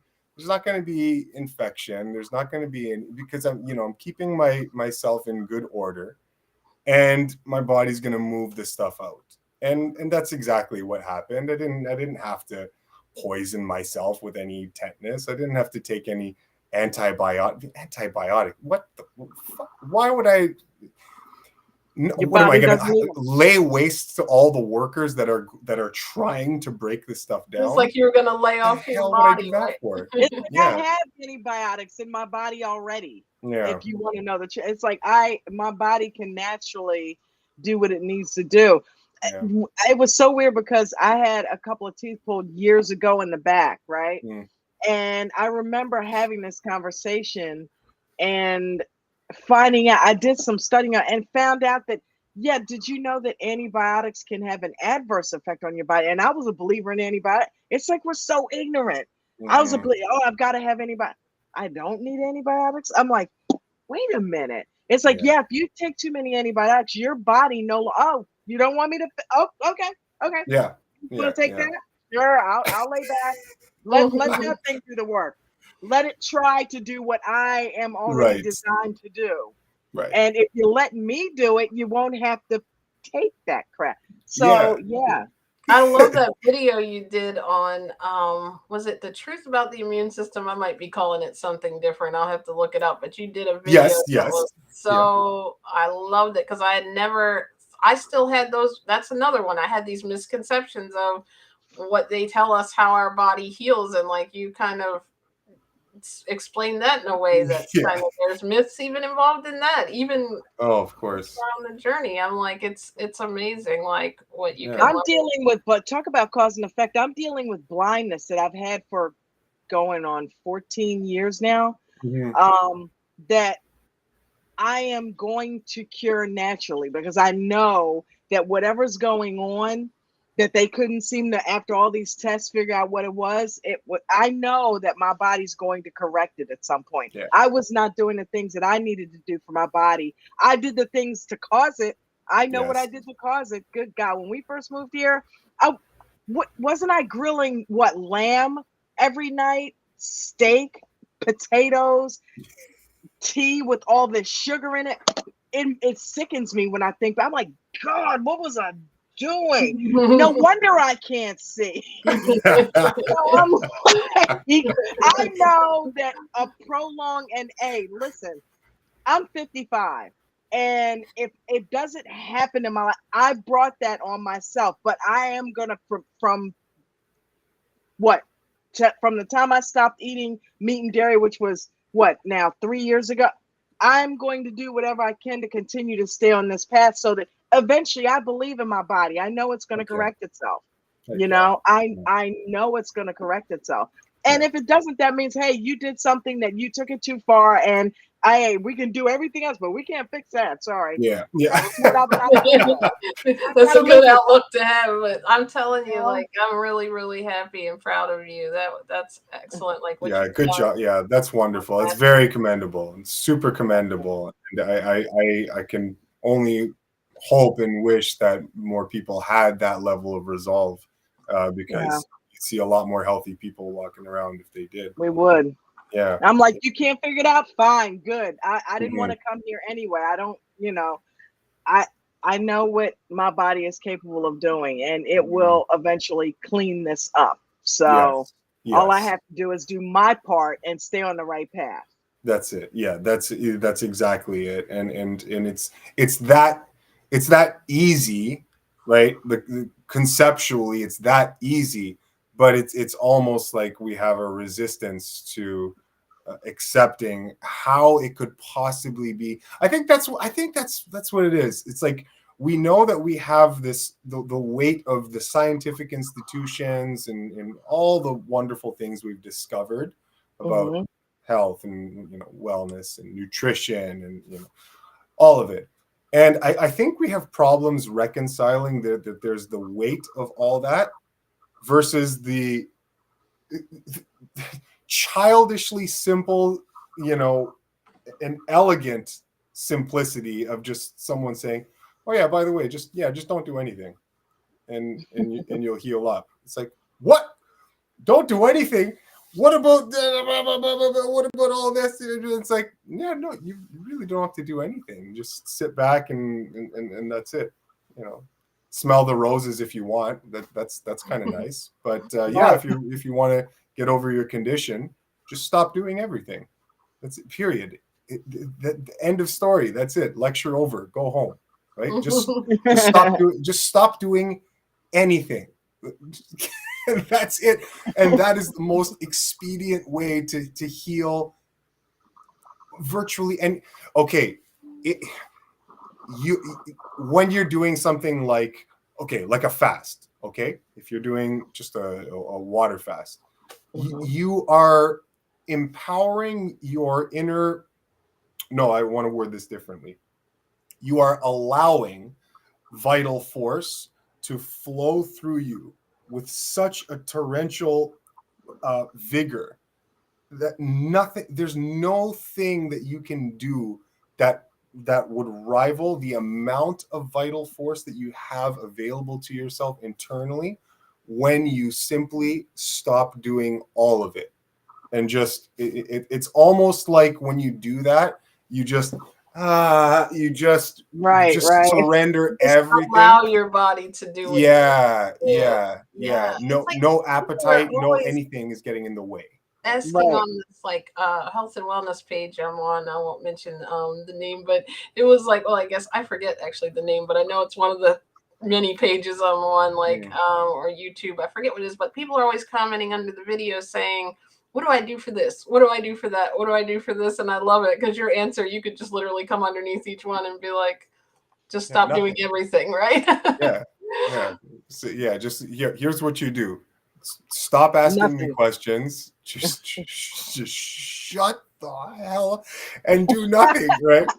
Obviously, you would never be that rude, but right. But it's one of those things, right? Yeah, it really is that easy. It's like childishly embarrassingly easy. I'm like, I remember when I started this, I'm like, you're telling me that all I have to do is do bouts of doing nothing, absolutely nothing, like occasionally just find time to do nothing, and then the times that you are doing something, just have dessert whenever I want, right? Fruit. That's what I have to do in order to get healthier. I love sure, it. I'll do that. It is amazing how stop twisting my arm. How simplified it is, and we make it so difficult. Why do we do that? It's like our brain wants to find things to figure out sometimes. It's got to find the problem to chew on, so it's got to create it, you know? Yes. I need it to be difficult. You know? Yeah, we live for it. We live for the complexity. We love the complications. We just love it, right? Eli's dietary. Oh my God, look, there's a trader. One page. One page. Pages. Yeah. The intro and then that's in my trading group named Nate. This guy's become a millionaire, Eli, by simply going. Do you know anything about trading? No, not too much. No, that's where you have to teach me something. But no, it's less familiar. It's less familiar to me for sure. Okay, so he's using an indicator called the L2, the order book, right? Okay. And all he does is trade off of that. And everybody, all of these, some of the developers, but we've got the EMA 9 and the cloud and these indicators and those. And he's like, listen, dude, I watch who is buying and who is selling. And by watching this over periods of time, I've just learned the ebb and flow of how that chart works. That's all I need. I don't need VWAP. I don't need all of these other indicators that you guys are giving me. He literally just trades by looking at this one indicator. And nobody can believe that it's that simple, but he's made millions. Yeah, and a formula. You guys are making this so complicated. He's like, I don't care about any of that. I just look at this one thing and okay. Looks like there's a bunch of sellers there, so I'm going to get out here. Yeah. Period. Yeah. And they can't believe it's really that simple. That's why I'm a fruitarian. Dessert whenever I want, right? Dessert whenever you want. Diet. That's a good. I've been my coach was like he had all kinds of issues. I said, Coach, eat some grapes. Everybody started kind of giggling. I'm like, no, seriously, eat some seeded. If you only have seedless, eat some seedless or a dark red, black. Eat some grapes for a couple weeks. Yeah. I'm telling you, you need. And I tried to recommend them to your video, and and everybody's just kind of laugh it off. And in my mind, I don't let it bother me at all. I mean, I'm like, I know something you don't know. I'm like, you guys can go on thinking that I'm or being dismissive about it, but I'm telling him something that can really get him. But if their mind, look, I'm not going to fight that. Mm-hmm. I'm not going to fight that. If you're not ready to receive it, then I'm not going to put myself in a stressful situation by trying to make you receive something that you refuse to see. Exactly. So, and that's not my job. I put it out there. If you want to take advantage of it and, oh, wow, you were right. There you go. Good job. Good for you.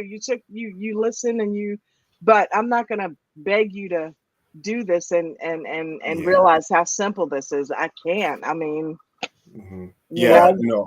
that's right. Yeah. You never want to be in making video. Okay. So in making videos or, or doing some sort of YouTubing or whatnot, if people out there are content creators themselves or working in the, in the health community, in the health industry, doing educational videos like we're doing here.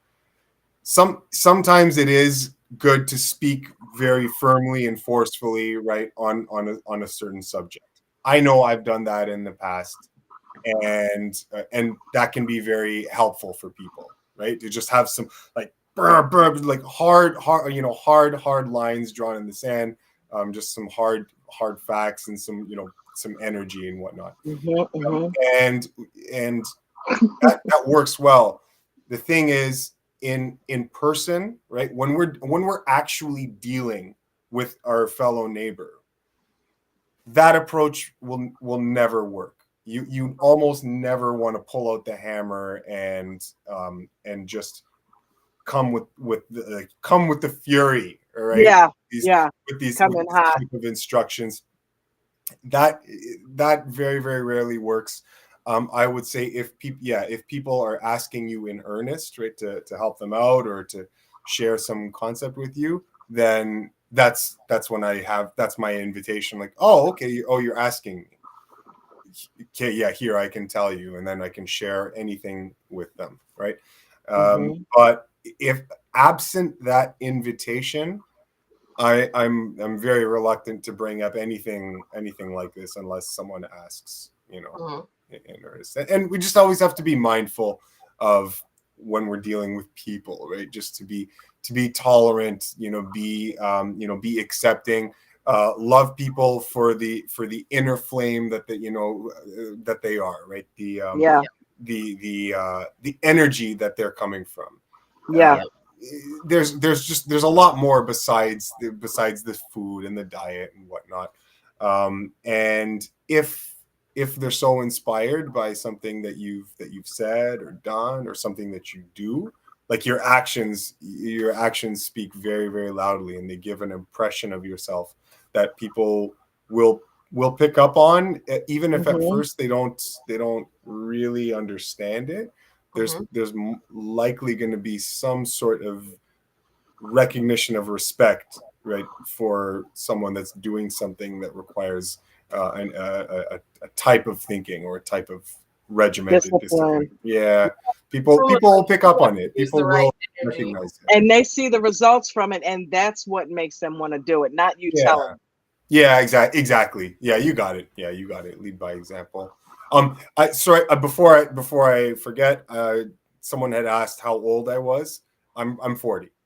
Right. Oh wow! Yeah, you look really good. I was gonna ask, but then I'm like, no, no. About 25. Oh, okay. Yes, yeah. In July, my birthday's in July. July what? July 30th. I'm a Leo. Oh wow! I'm on the 19th. On the 19th. On the 19th? Oh no way! Of July. Yep. Oh, amazing! Yeah. Summer kids. Yeah. I love the heat. All I have in common is the month starts with a J. I'm January. So you're in January. Okay, yeah, wonderful. Yeah, so I'm 40 and doing this about 8 years now. That's amazing. And how long have you been doing the Stuntman movies? Oh, for quite a while, almost 15 years. Oh wow, nice. For quite a while, quite a long time. Cool. I know that has to be physically something you have to kind of keep up with and stay in shape. So that's amazing. Yeah, I love your workout videos. I saw one the other day, a couple of shorts of yours where you were saying do some sprints, and I mean he was getting it, Jen. I mean he was on this treadmill. I saw the one today about the hip mobility. And then the one where your leg was coming around and you did a squat and you brought your leg out and around. And I thought, because I do yoga, and I'm like, oh yes. Oh, I have to check that one out. That is cool. Oh, that was amazing. And then he goes on his fat, and then he comes up. It's really good. Really good. I'm looking forward to doing a lot. Oh, sorry. Yeah, I was saying that's awesome. You do the ones we were talking about, the for agility, yeah. I was gonna say I'm looking forward to doing a lot more of those. I really want to have a stronger fitness component to the channel because it's so important. It's such an integral aspect of this type of holistic physical reform, right? Well, I say physical. mental and emotional as well. It's all combined. It's all unified together. You can't extricate these elements from one another. But it's very important, and I want to dedicate a bit more time to that. This week there's going to be I took my camera to the gym with me, and so I shot an entire workout, and just with some cool descriptions and explanations. So I'm very happy for that, and so that'll probably be on Monday that gets released. So that'll give people another good idea of how they might be able to structure some exercising. Yeah. You just reminded me to let everyone know. Can we know I have all the links in the description, but like, I think I saw you have like a conference or a talk you're doing coming up at the Fruit Festival, was it? Or was that already happened?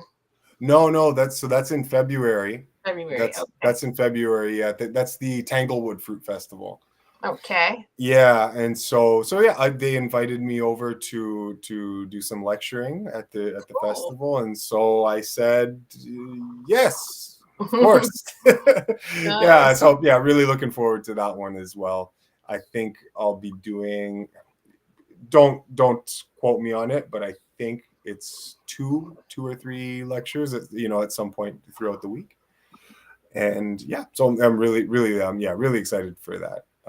And so yeah, that's February 23rd to March 1st. February excuse me 28th to no. Oh, what are the dates? No. I think it is February 23rd to March 1st. And if probably find out for you. Yeah. I post on my Instagram. If you guys check out my Instagram, then I posted the ads there, so you can take a look, or you can go to any of the last couple of videos that I put up on my channel.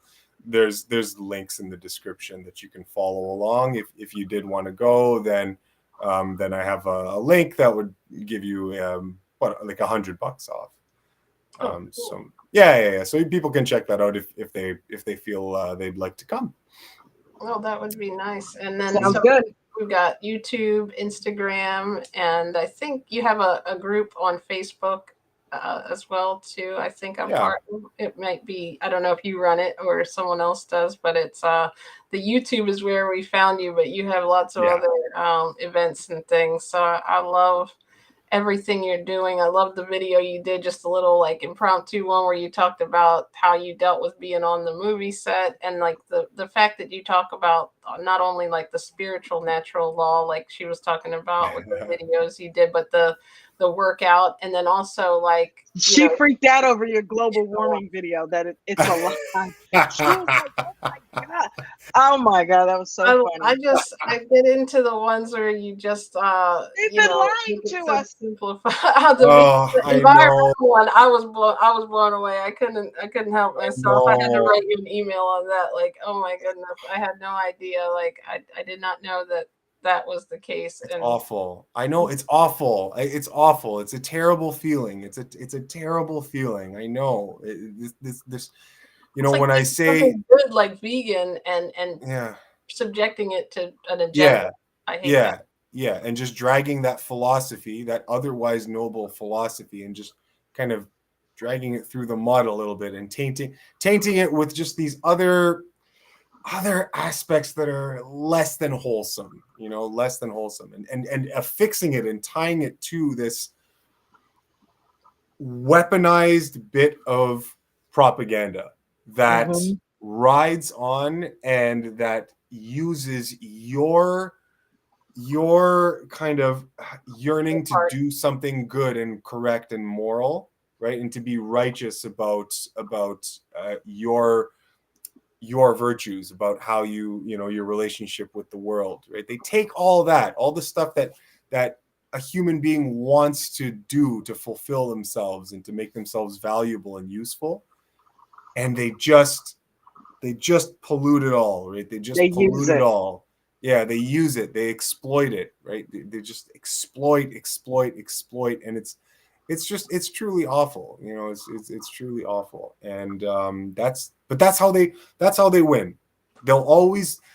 Evil's always going to win, not by announcing itself as evil, not as announcing, is it announcing itself as an adversary to, you know, to all that is good. And no, it has to clothe itself in some sort of noble trappings and fool you into accepting it. That is how evil has always worked from the beginning. Yep.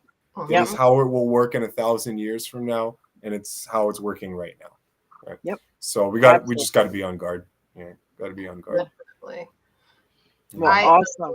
I am so very much appreciative. I'm Check so that. It's like a we are melons. Yes. series. I love your crest, by the way. I love your fruit crest. That is so awesome. Thank you.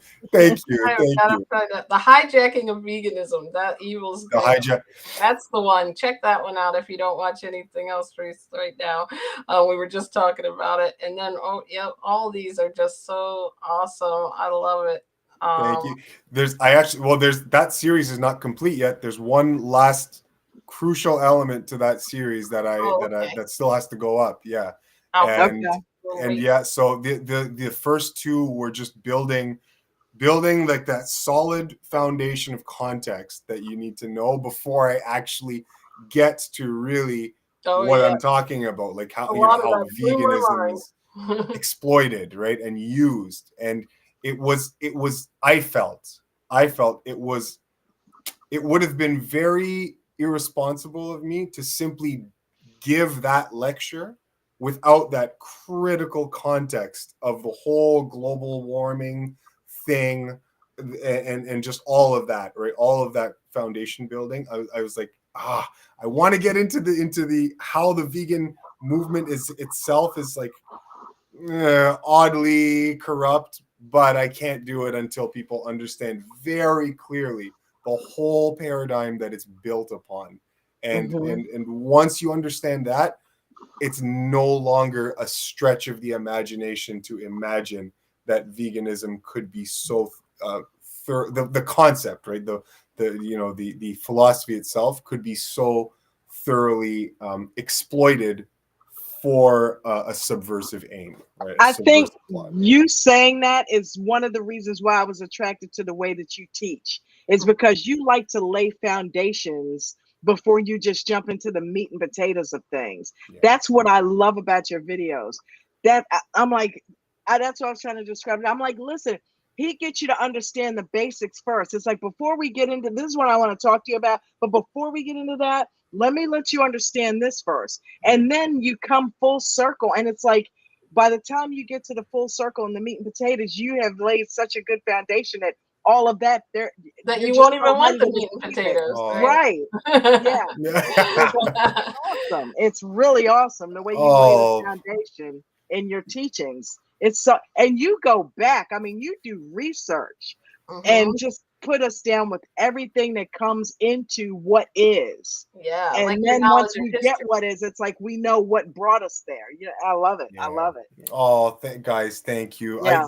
I can't tell you. Oh, I can't tell you what that means to me, because that's how I conceptualize and visualize, like, okay, how do I want to go about giving this lesson, giving this instruction? And you're great teacher.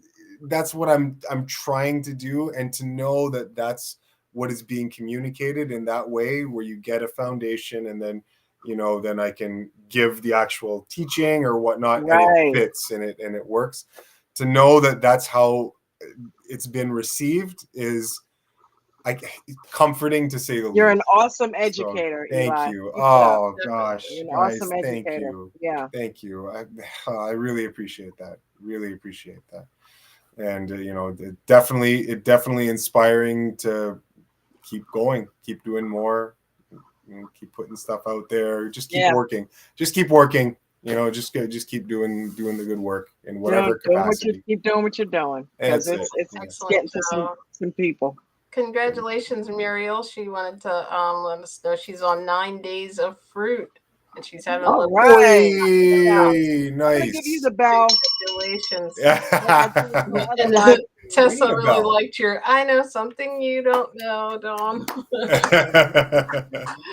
That's fantastic. Yeah, that's fantastic, Muriel. Yeah, I'm Good job. always commendable when people are are taking such a strong interest in this health reform that we're talking about. I mean, nothing could be more valuable, right? Nothing. Nope. Super quick story. It's something that I brought up at a different in a different video, but yeah, I had just recently had an experience where and I'll make this very quick, where I had a friend of mine come to work in a wheelchair, and it was just like, it was just heartbreaking because you're not accustomed. I wasn't accustomed to seeing that. Yeah. And then I don't want to dwell, but what it just made me realize and just reconfirmed to me that, like, holy smokes, your capacity to move, your capacity to have your health or your physical health, it's like nothing will mean anything if all of that is taken away from you. Absolutely. Or it'll start to lose its splendor very quick. Like, life can really start to suck if those core elements of health and vitality are taken from you. And that's something that you would want, or it would behoove of you to start mitigating, like, immediately. Yeah. Yeah. Massive. Definitely. Wait until it is like maybe too late, or call it. That's the wrong time. And there's still a lot of, like you said, there's still a lot of ability in the body if you do have something come on. And then there's also the, you can maybe improve it, but who knows, like, so the best thing to do is prevent it before it even, or begin to, because things might already be, what's done is done in a sense, but you can start to clear your body and clean. Like, it seems like it's just like when you're putting the right stuff in, you can just feel the difference in your entire, like, energy level within your body. It's amazing. And absolutely. I thank you for putting this out there. Oh, no problem. Most definitely. Yeah.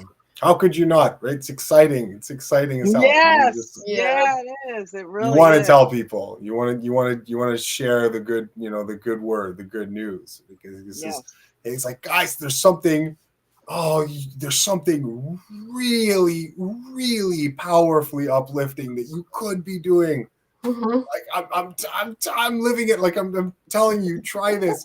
So you want to tell people, you right. Like when you see a good movie and you want them to watch it right away, right? Yeah, exactly. Yeah, exactly. And we'll have to talk about that next time, the movies that sure. And so we can pick you out. I was like, that's not the real guy. Thank you so much. It just has been a true blessing. And Dawn, thank you for coming in and all the things you've added and your journey, and everyone who showed up. That was overwhelming. Thank you, everyone. And is there anything else you want to say in closing, Eli? We're really grateful you came on. Oh, no.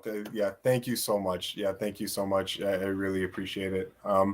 If I had to give a closing thought, then I'm going to recapitulate something that I said earlier. Earlier we talked about life's great law, or the great law, the self-preservation law. And all I'm going to do is just remind you, recapitulate. All right. Just say it again, that there is a supervising, guiding force that is your body, that lives in your body, that is an aspect of you, and it loves you with such unbelievable ferocity that you couldn't possibly imagine. You don't even have the nerves to be able to hold the energy of that love. It's unbelievable. And so just know that thing, that force that loves you, it will never leave you. It's never going to be away from your side. And it's powerful enough that if you so ask of it, that it can work for you. But you have to ask, and you have to ask very nicely, and you can't have any opinions other than what it has for your prescription, right? Yeah. You just have Yeah. to, if you ask it for help, then you have to be willing to accept the remedy when it's given to you. So you have this available to you. It's very helpful if you use it in life, and you do that by obeying, right? Because unlike in the king situation, obedience to this ruler results in complete and utter liberation, not in tyranny and enslavement like you find with fallible human minds. Obedience to this authority brings you nothing but splendor. And the sooner we realize that, the better. And that's it. Absolutely. That is That's excellent. awesome. I love that Thank you. message. I'm just Thank gonna you. play Thank that you. over and over and listen to it. It's so inspiring, and to know, so many people feel like they have so many things going on, to know that that absolute truth exists, that it loves you. It's sort of like that unconditional love and law is, if you do it like it says you should, then you can request of it that good health and all the other things involved in it, not just food like you said, but all those well-rounded things. Thank you so much. Michelle said you rock, and Muriel said she loves that. And Thank you so much. Thank you so much. You rock.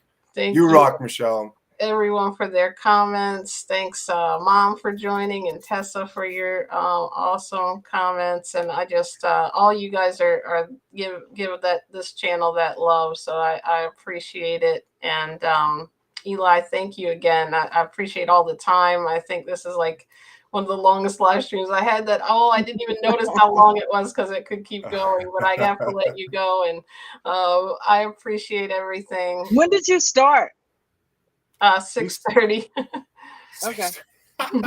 No, it's all good. It's all good. No, I had time set out tonight for you guys. So no, I'm very happy. Yeah, I'm very happy that we did this, and I hope it helps someone out there. It's surreal for me because I'm really you're like it's like I'm kind of like fangirling right now a little bit. Yeah, I'm like, okay, Dawn, calm down.